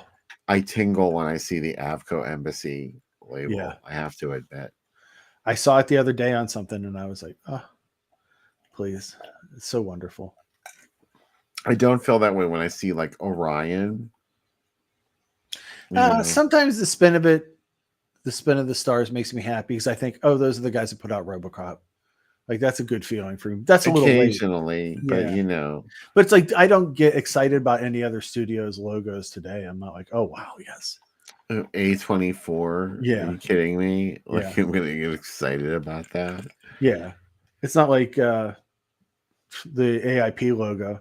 When I see that Capitol building show up, like, yeah, fuck yeah. I'm still waiting for A24 to impress me. I'm really looking forward to Nosferatu. I am excited for Nosferatu, and I know I shouldn't be. This happens every time, Yeah. but They yeah, better show me something amazing with yeah. Nosferatu, or it's the end of our relationship. Oh man, it's over, Johnny. Sorry, I hate to throw down an ultimatum Oh, it's okay. for A24, but you know, I'm Oh, tired of it. oh my God, this is an AC Nicholas double feature right here. I just did this to tickle your nipple. Oh my God, dude. The first movie, no one knows bends during the last 12 minutes. Awesome. The first movie is like, it's fun. It's a lark, right? The second movie is A like lark? a That's lark. Yeah, I mean it's like it's funny and it's like, oh, movie's you could laugh. fucked You up. could laugh off a lot of behind locked doors. Okay, yeah. However, That's you true. cannot laugh off anything about Toys Are Not for Children. You're absolutely right. It's my favorite kind of pornography. It's sick. It's pornography that hates you for wanting to see it and says, "Oh, you're trying to get off? Guess what? Nope, ain't gonna happen." You know? I think it was a twisted mind that came up with Toys Are Not for Children. And is that guy on a Call to the Damned that's also playing with it at another theater? No, it Oh, couldn't have been. This was too yeah. early. That's what I was thinking. I was like, God. Cult of the Damned. No, this must have been around 73 because, oh my God, Cult of the Damned was the perfume of the woman in black. Oh, wow. Yes, you're right. Oh, my God. This is the only other place I've ever seen Cult of the Damned advertised. Another movie that's a complete downer. Wow. Oh, is it? I really don't know what it is. Strange Perfume of the Woman in Black, the genre? Yeah. Oh, my God. Dude, it's about a movie where Mimsy Farmer thinks people are chasing her for the whole movie. And at the end, they are. Mimsy Farmer's in it? Yeah. I love her. Oh, my God. Bill, I was telling David the other day about my love for Mimsy Farmer. David Assassino? Yeah. There's one. Hi, David. Are you still out there? Send us a message. Yeah, she's a chemist named Sylvia. And I realized the more I watch it, like the first girl I was engaged to looks a lot like Mimsy Farmer. Like that's probably why I liked her. And I didn't, you know how like Argento always said, like, oh, my first wife, she doesn't look anything like my first wife. She totally does. And and like he made a movie about how much he hates his first wife with four eyes. You know, God damn it. By the way, happy birthday to John Strikers and Frank Polvino. And thanks for watching the show. Frank sent us a donation last week, and Lee sent us one this week. Thanks, Lee. If you're still out there. I was watching one scene from Four Flies where she has a hat on and she looks so fragile. She's so beautiful in that movie, isn't she? She's so beautiful. And it's funny because I think the shock at the end so much greater. And I think people that would watch it today be like, oh, well, she's not, you know. She's the fucked up image that everyone has on their eyes before they die. It's that necklace that she has. It's oh my God. There's this scene where he sees the necklace and he thinks, I'm going to be the guy and smack her. And she just starts mind fuck. She starts shooting him. And I'm like, fuck yeah. It's something you would never get over for the rest of your life if you witnessed something like that happening. I want her to get away at the end. Like she's the hero. Yeah, I do. She's the hero of that movie to me. He's just like a jerk. Right? I don't know. She killed so many people, though. How could she be the hero? Because her father made her be a boy. Okay. Well, that I can understand. I'd be pissed about that, too. Oh, Voodoo Heartbeat. Look at that. Look at these three beautiful films that you could see at the drive-in on any given. We didn't even know what drive-in it is because it's blobbed out. Yeah, blobbed out. Like whoa. The P. Come to the P in Phoenix. Oh, well, John... Wait a minute. Now John tells me his birthday's in January. What the hell? Because you pitched this show to us, John Strikers, as a birthday request. And it would happen to be an awesome idea, so we did it. And now you tell us your birthday is not until January. You're going to get 2 birthday celebrations out of us. That was pretty crafty. He's crafty. I like gets it. Around. He's crafty. He's just my type. He's crafty. Do. Voodoo Heartbeat. I still haven't watched it yet, Sam. What's Did you get wrong it? with me? I sent it to you, right? You did, yeah. Yeah. I Yeah. have it within my rights to watch it, and I can't find the time to connect with I Voodoo know. I'm the Heartbeat. same way. I'm always like, I need to get to that, and then this is the worst part because my mom wanted me to watch a movie for her that she watched, and she's like, "Will you watch it so you can explain some of the stuff to me? 'Cause there's a lot in Italian." And I'm like, "Yeah," but I also know, like, when am I going to do it? I have so many junky movies to get out of the way. Because my brother always does this to me. He's like, "You don't watch all these Star Wars shows?" I'm like, "Well, no." He's like, "What are you watching?" I'm like, 20 Spanish movies nobody gives a shit about. And I'm like, "Yeah." I have to get to these Jess Franco movies where he's just putting a camera between a woman's legs and in a hotel lobby. Like, It means something, Sam. oh my god, Bill, I watched Tinto Brass's Beautiful. Cheeky this week, and I've Cheeky. It is a movie about Is it about bum cheeks? It's about butts, and at one point, Tinto Brass in the interview for it says the only way to see someone's soul is through their ass. And That's I'm like, rude. God. Oh, it's so good though. It's such a beautifully shot movie, and you're like, who gave him all this money? The foreign investors that he met the real foreign investors, like the hardcore foreign investors that were like, let's give this maniacal Italian as much money as he wants. Wasn't it implied though that they were the Japanese that were requesting this kind of stuff? I think it is. Yeah, I think we can. What about Island of Lost Girls? I've never seen it. What's that? Let's find out. That's an AKA for something. I can't look it up or the broadcast will crash. I'll look right now. IMDb sucks all the system resources out. Island of Lost Girls, 1969. Yeah. It is Three Golden Serpents, a German movie. German, what do you call it? What are those German sex films? No, Eurospy. Oh. Yeah, it's directed by Roberta Moiri. Who else is in it? Brad Harris, Tony Kendall. That's about it. Is he related to Susie Kendall? No. Now, who on earth would want to harass poor Susie Kendall? I mean, everybody, it seems, right? It's like one of those Commissar X movies. You know? First, she takes a pill and wakes up and finds all her friends dismembered. Then she goes into the devil's garden and is assaulted. I mean, then she has an autopsy. No, that was Mimsy Farmer. Sorry. Oh, God. Not Susie Kendall. Mimsy Farmer is... She's not my favorite Jolly Queen, but she gains all the time.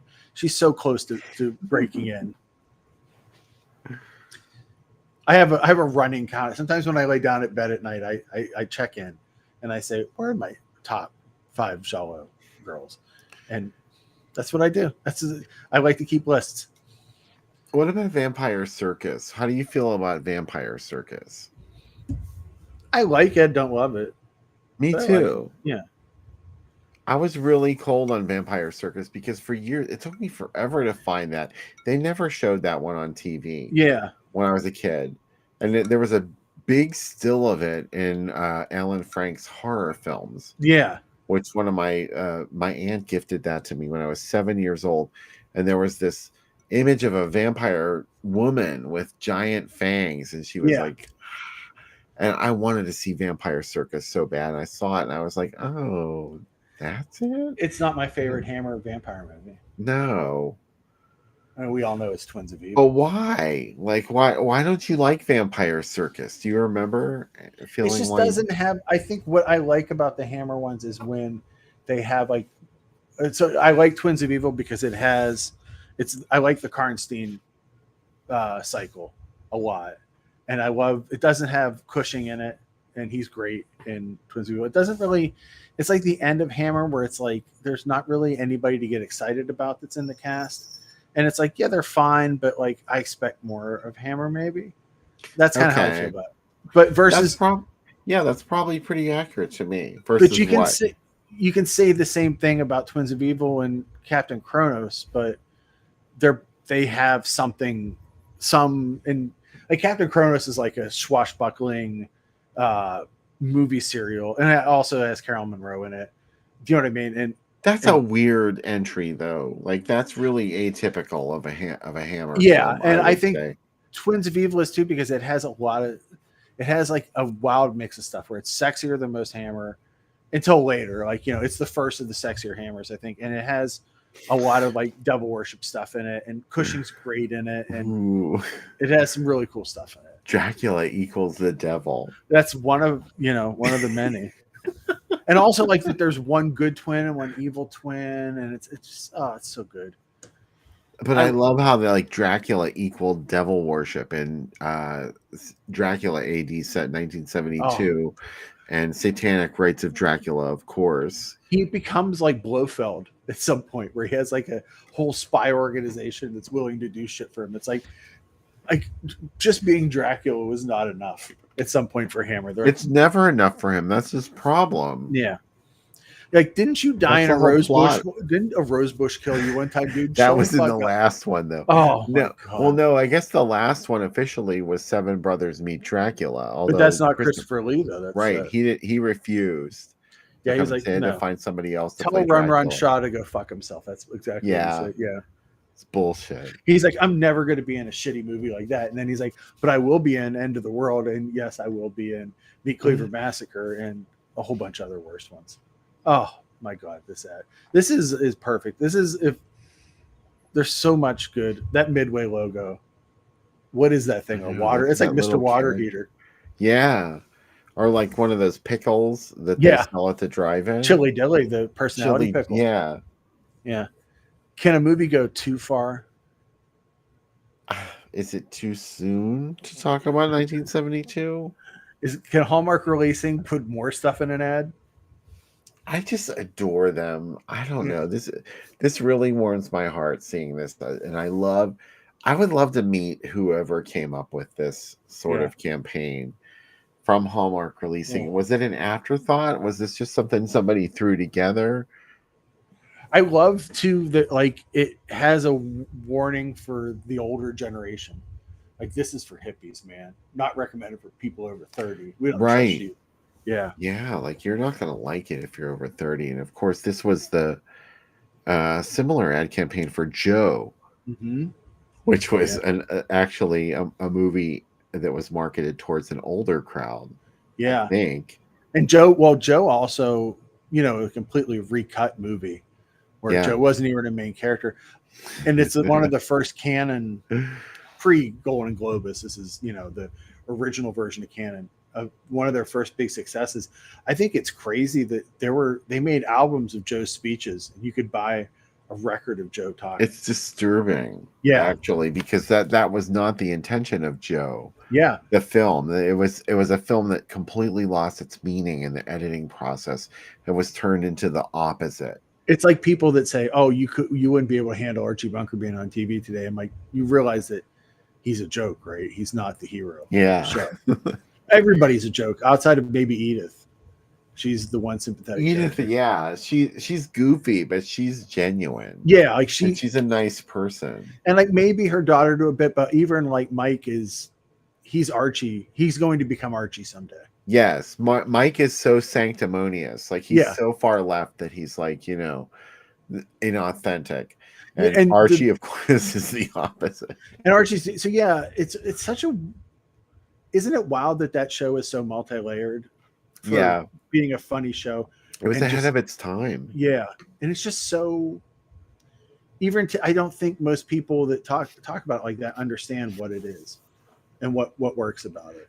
Yeah, that's the upsetting thing is that people took Archie Bunker at face value, and they were like, "Oh yeah, he's an American icon." Same as Joe. Like they took Joe as like that guy says it like it is. Like, well, that's not the message you were supposed to take away. No, you're like supposed to be like Joe's an impotent small man that kills people. Hippies especially, yeah. Don't Look at the Basement was sort of like, along the lines of Pink Flamingos. It was an anti-hippie movie. Yeah. Because it was a bunch of people they were essentially living in a commune, but it was a mental hospital. Yeah. And they were their own family, and yet there was this bloody violence that broke out among them. It was simmering under the surface for how long? And then because all these characters in this asylum they have their own personalities that are constantly at war with each other, and then it boils over into bloody violence. Don't look in the basement. It's a cultural artifact. You heard me say it here. I love it. Do you really like this movie? I do. I think if it didn't have this ad campaign, I probably wouldn't think of it as being significant, but it does. I actually really like it. I haven't seen Last House, which is hilarious. I think that I haven't seen It is. I've seen the remake. I've seen every ripoff. Like I told Ben Sharon and I were talking about it. He's like, "You please watch it." And I had explained to him, like, and I almost was going to tell him, I don't like Wes Craven. He's like, Wes Craven is like the closest thing I had to a father. And I was like, oh, okay, well, I guess I should probably watch it. It's a watch once movie for me, Yeah. maybe twice, because it just struck me as extremely real. Mm-hmm. While I was watching it, I believed that it was happening, which is, it's actually easier to do that in a low budget movie than it probably is in a big budget movie. Am I gonna like Night Trains better than Last House on the Left? Yes. Okay. Well, Night Train it's an Italian film. Yeah. Last House is distinctly American, and I think you will especially relate to it because you grew up in the area where you did grow up in. And there was a lot of woods around there. There was probably an entire culture of being kids and going into the woods and getting stoned. And that's sort of where Last House on the Left is coming in. There's a horrifying thing that happens there.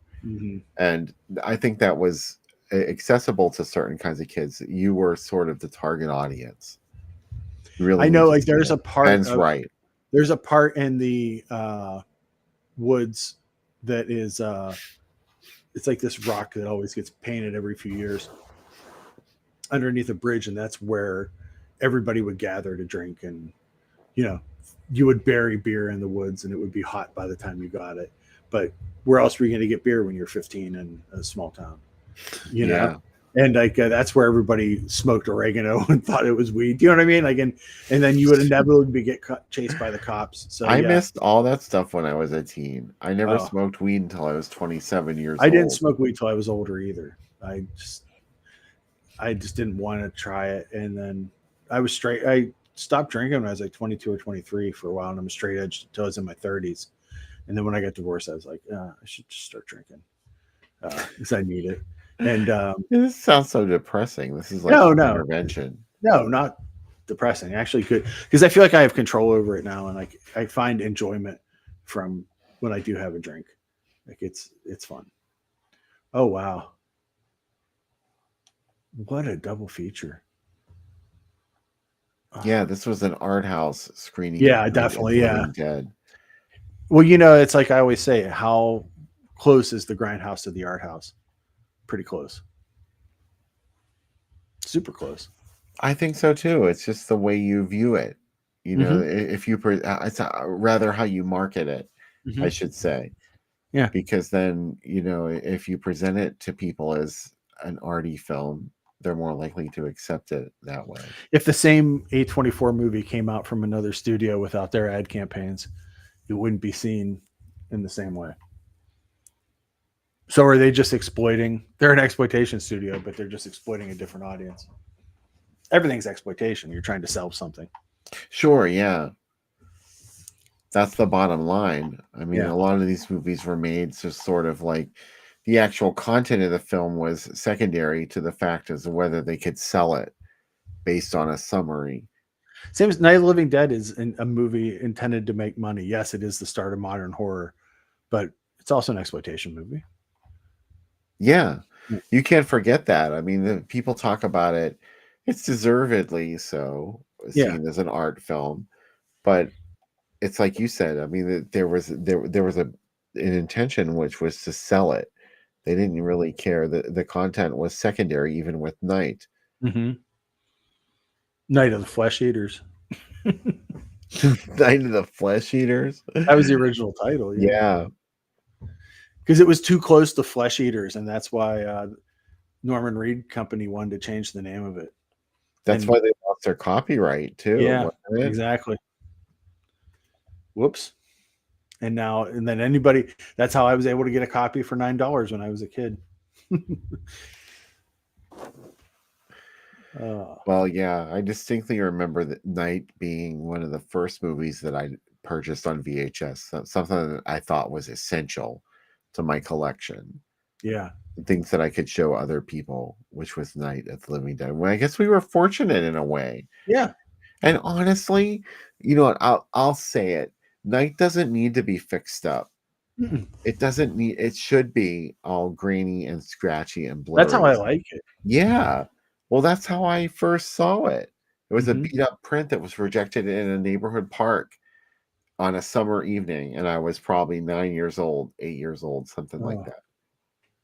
I saw it on 22 or maybe on whenever it aired in primetime on 11 when they did the primetime Yeah. trailer. That's probably where I saw it for the first time. It was before Dawn of the Dead was released Mhm. theatrically, and it was to hype Dawn of the Dead. I think they showed it on Night on TV. Mm-hmm. Yeah, and I definitely watched it then with my dad. Every commercial break had a Dawn TV spot. Oh, that Dawn commercial was so terrifying as a kid. Oh my god, the elevator opening up and the zombies charging it. Was Well, also it's scary. frightening because you, as a kid, you had been on those elevators if you went. To the mall. Yes, So this is like a very real place dude. where, you know. I remembered being on that elevator. Yeah. Every time I I went said to Norman Penny's. Reed. Sorry, instead of Walter Reed. Thanks, Dave, for correcting me. I appreciate it. I remember going to Penny's all the time and just deliberately going on that elevator because I'm like, look, this is where they were. And I was there until, I guess maybe the 90s. Yeah. I don't remember. Yeah. They It's weird closed that Penny's and moved it to another location in the mall. It's weird because like my ex-wife ran a Claire's there in the mall. She was like, she ran the store. So like when she would do like overnights or like inventory, I'd always end up getting hired to help her, because they always hire extra help. And it's very weird to be like, oh, I'm going to be in Monroeville Mall at 4 a.m, doing inventory, knowing what Monroeville Mall is to me. Yeah, that's pretty spooky. Yeah. To think of going in there where there were no people. I think I'd shit myself, at least back then. Yeah. Spirits of the Dead. Wow. With these two movies, well, Vampire Lovers was also sort of classy because it was a Hammer film. Yeah. But Please Don't Go in the Bedroom, which was, of course, a Hallmark releasing item. And it was... The House That Vanished, yeah. Well, it was either that or The Cannibal Man. Yeah, yeah. We're not sure because Please Don't Go in the Bedroom actually relates to the plot of The Cannibal Man. Because the bedroom was where he was hiding all the bodies in his house. So it could have been Please Don't Go in the Bedroom. Oh, could you... God, I love it. This is anyway. I love this triple feature. It's pretty amazing. Yeah. And I just love how obscure that title is. Please don't go in the bedroom. I like that there's I've read that there's some places that played as just please too. I've never seen. Yeah, I've never seen that. Oh, don't. Jose Larraz. You've made up some bastard. This is timely and seasonal, isn't it? It sure is. Oh, it's almost time to watch it, Bill. I'm getting close. Yeah, I think it's time too. Of all my favorite cinema Mean Girls, Bill, do you know how much I love Margot Kidder in this movie? Yulish, very Yulish. Yeah.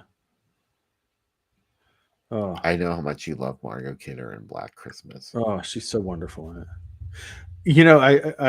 I think I said to you earlier, like we were talking about, isn't that strange? And I'm like, not any stranger than making Black Christmas so that you can meet Paul McCartney, which I find hilarious. Oh, God, I love Black Christmas. I love that video that you made of them the phone calls and all that stuff with them. It's so good.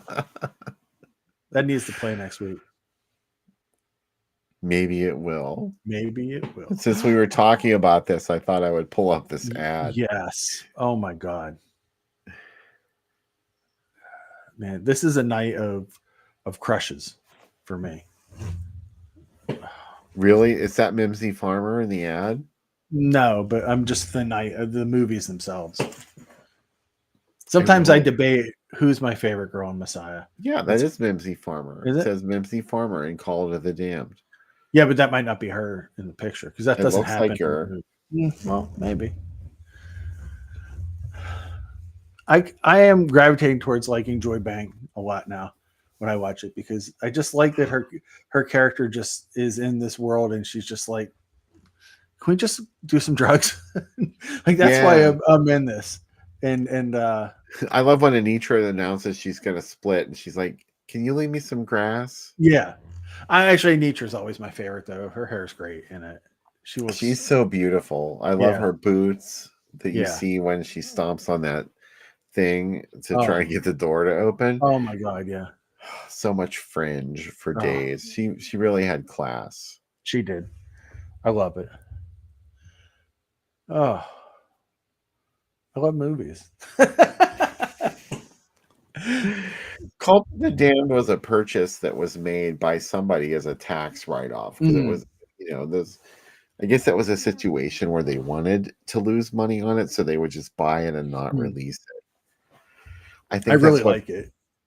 That's what happened with Corpse Eaters.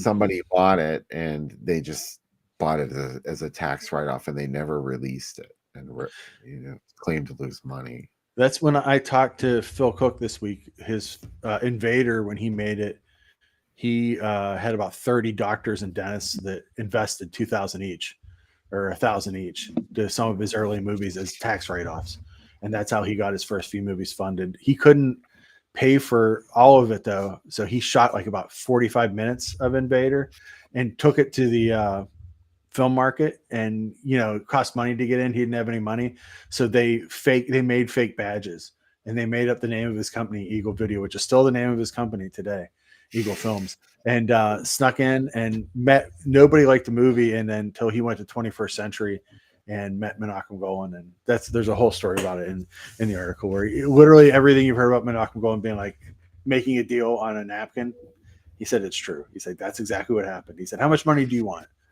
And his partner was like 50,000. He goes, don't tell him that. He's like 150,000. He's like, I give you 175. Finish this fucking movie. And they're like, okay, and they did. Wow, 175. That's cheap. Yeah. Well, he had a lot of it done. Invader's on Tubi. It's really good. Like all his movies. His new movie, Ghost Planet, I have to tell you, Bill, is really cool. It's the effects look great. It's very much like his own world. And he said that, like, he said the thing that upsets him the most is when he gets reviews and people are like, well, this looks fake. He goes, yeah, I don't want it to look completely real. I want to create my own universe of miniatures and, just digital stuff. He's like, and I'm making this in a green screen in my garage. He's like, of course it's not going to look like you expect movies, but does it have to look perfect? And so it was really cool to talk to him about stuff. We talked a lot about Space 1999 too, which was pretty interesting, and how much of an influence it is on him. So yeah, exciting. Thanks everybody for coming out this week too. This was a lot of fun. Yeah, 17 people still in chat. Oh my god! Look at you guys. Well, check this one out. Oh, The Premonition! Wow. Another movie that was meant to capitalize on the success of The Exorcist. Yeah. The Premonition. Wow. But of course, there's also The Devil's Nightmare, which is stunning in and of itself. You know what movie that is? Erica Blanc. Oh yeah. Castle. Oh yeah. It is. If I'm thinking of the right one, let me look it up. Oh, Cubby's awake. He started barking. Yeah, what's he still doing awake? Oh, this is his time to go out. This is usually when he wakes me up in the middle of the night. Oh my god. Yeah. Wakes you up in the middle of the night just to hear you say, welcome to the Hotel California. Well, I better go take him out before he kills somebody.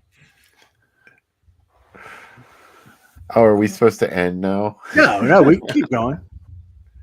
I can take him down here. I'll bring him down here. Hold on 1 second. I'll go get him. No, we can end if you want. No, hold on. I'll go get him and we'll continue. Hold on. Okay. Anyway, the child always has a special place in my heart because this was not a movie that was talked about a lot in the 70s. Didn't get a gigantic release, and there wasn't a giant ad in every city where it played. This was just a little movie, and I've talked about it many times on the program. You guys all know I love this movie. Just to see it presented here with at least 2 different co-features, it was out there, and people could actually go to their local drive-in and see The Child, which was amazing to me. So even if you don't like it, Nora, you know, this was something that you could have encountered whether you wanted to or not at your local drive-in theater. And I don't think you would have, even if you didn't like it, you wouldn't have forgotten something as weird as The Child, especially because at some point in The Child, it becomes a zombie movie, like something that had been sort of like a Carrie ripoff, maybe something along the lines of The Omen, a possessed little girl. The Exorcist, of course, is another comparison. But then it turned into a zombie movie at the end, which really would have excited me if I had just happened on this movie out in the wild, not knowing what it was and going to see it. That's why I like movies like The Child, and like a lot of the things that we talk about on the program. There are things that I would have loved to have found just with no heralding, nothing in the newspaper about it, no Fangoria to talk about it. And those are the movies I like to look at, things I like to discover. And look at Cubby. What is going on over there? I had to go to the bathroom. Cubby, is that what you were making all that racket about? Yeah, he just went in the litter box. Oh, the litter box? He goes in the litter box like a little cat. Look, here's Bill. Go. Hi. Cubby, did you like tonight's 2 movies, Night Watch and Windows? I would bite Talia Shire. You would? I would bite her, yeah. I would like to live in that house, though. She was the one you were supposed to root for. You I don't would have root bit for her. humans. No, I don't root for humans. I would have bit that cat too. Wait a minute, though. You have kitty brothers and sisters that you live with. All right. He got attacked this week, by the way. Lola attacked him this week and drew blood. He was bleeding everywhere. He got I'm caught sure you running didn't deserve that, Cubby. No, I'm sure he didn't start some shit. I'm sure he didn't start an argument. It didn't have anything to do with you. It's those You were mean completely cats. blameless, weren't you? You didn't have nothing to do with it. There's your brother right there. You can't see Elvis, but he's over here too. There he is. Oh, Cubby, what do you think? Cubby, I can still see your teeth. Yeah, he's got 2. Your vampire teeth. This is what Cubby and I hang out now at night because he sleeps in the bedroom with me, and he has his own bed, and I put him in it, and he sleeps all night, and then we listen to podcasts together. You would tear flesh with those 2 bottom teeth, Cubby. I know you would. We went to the vet the last time. He tried to bite a couple nurses, so they had to give him a cocktail of drugs that made him like completely knocked out. And I know. I'm the butcher of Bakersfield. Is that who you are? I've heard about you. Yeah. Oh, look at those eyes. He looks so soulful in this. Oh, buddy. He looks like he's going to murder somebody. Yeah, we're buddies only at night. After like 10:30 or 11 when Becca goes to bed, Cubby and I become really good friends. And then during the day, he just really hates me. Because I'm the discipline. Who knew I'd become the disciplinarian? And I'd be the one who goes, come on.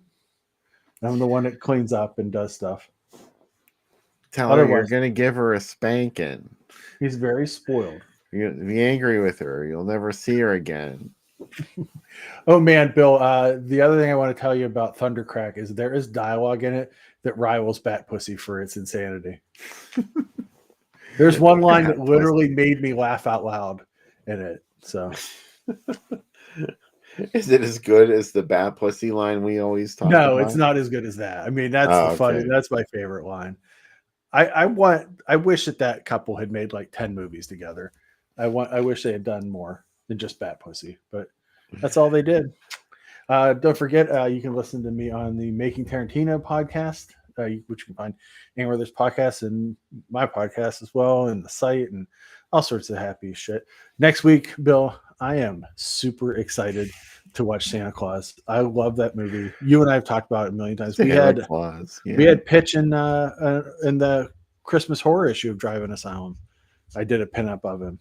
Didn't I credit your article to the wrong person? It doesn't matter. I think I told. I also did that. Remember we did the stickers of Bud from Day of the Dead wearing a Santa hat. Yes. Oh, That's that was limited edition. Yeah, that's one of my. I don't have any of that stuff anymore. Like I have one of it. If you have any of those stickers that I used to send out and everything, I never kept any of those. Oh, I have all that stuff. I put them into the issues that they came with. So I'm keeping an archive of DIA for whenever finally, we get to do like an actual, like how Cinema Sewer did their collected ones. So when there's a collected Bear Manor Media finally says, okay, guys, come on. Maybe one day. He did just bite my face. I don't know if you guys saw that. He just did bit my lip. So oh no. Yeah. He's who's that guy? Okay. This is a violent ending to the program. I don't know if I like ending this show on this one. No, he's a good boy. He just didn't mean it. He bumped his head against me. See, look how sweet he's being. Right. If I kept petting him like this, he would fall asleep. He's gonna bloody your finger. Good night, Mike. Yeah, we've been talking for a really long time. It's been 2 hours. Yeah. If you can believe it or not, this third segment. So we hope you'll come back and hang out with us next weekend. We promise we won't keep you up this late. We probably will, though. Till then, tonight on the DIADF. Late movie next week, 11 p.m. Be here.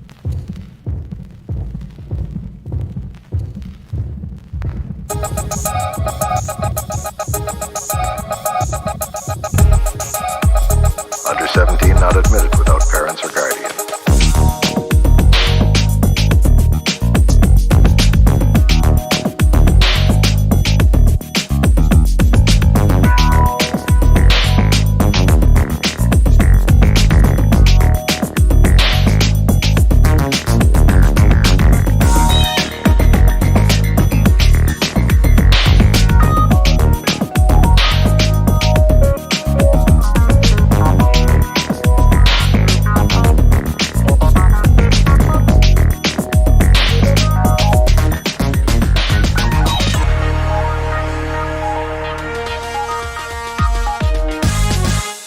Under 17 not admitted without parents or guardian.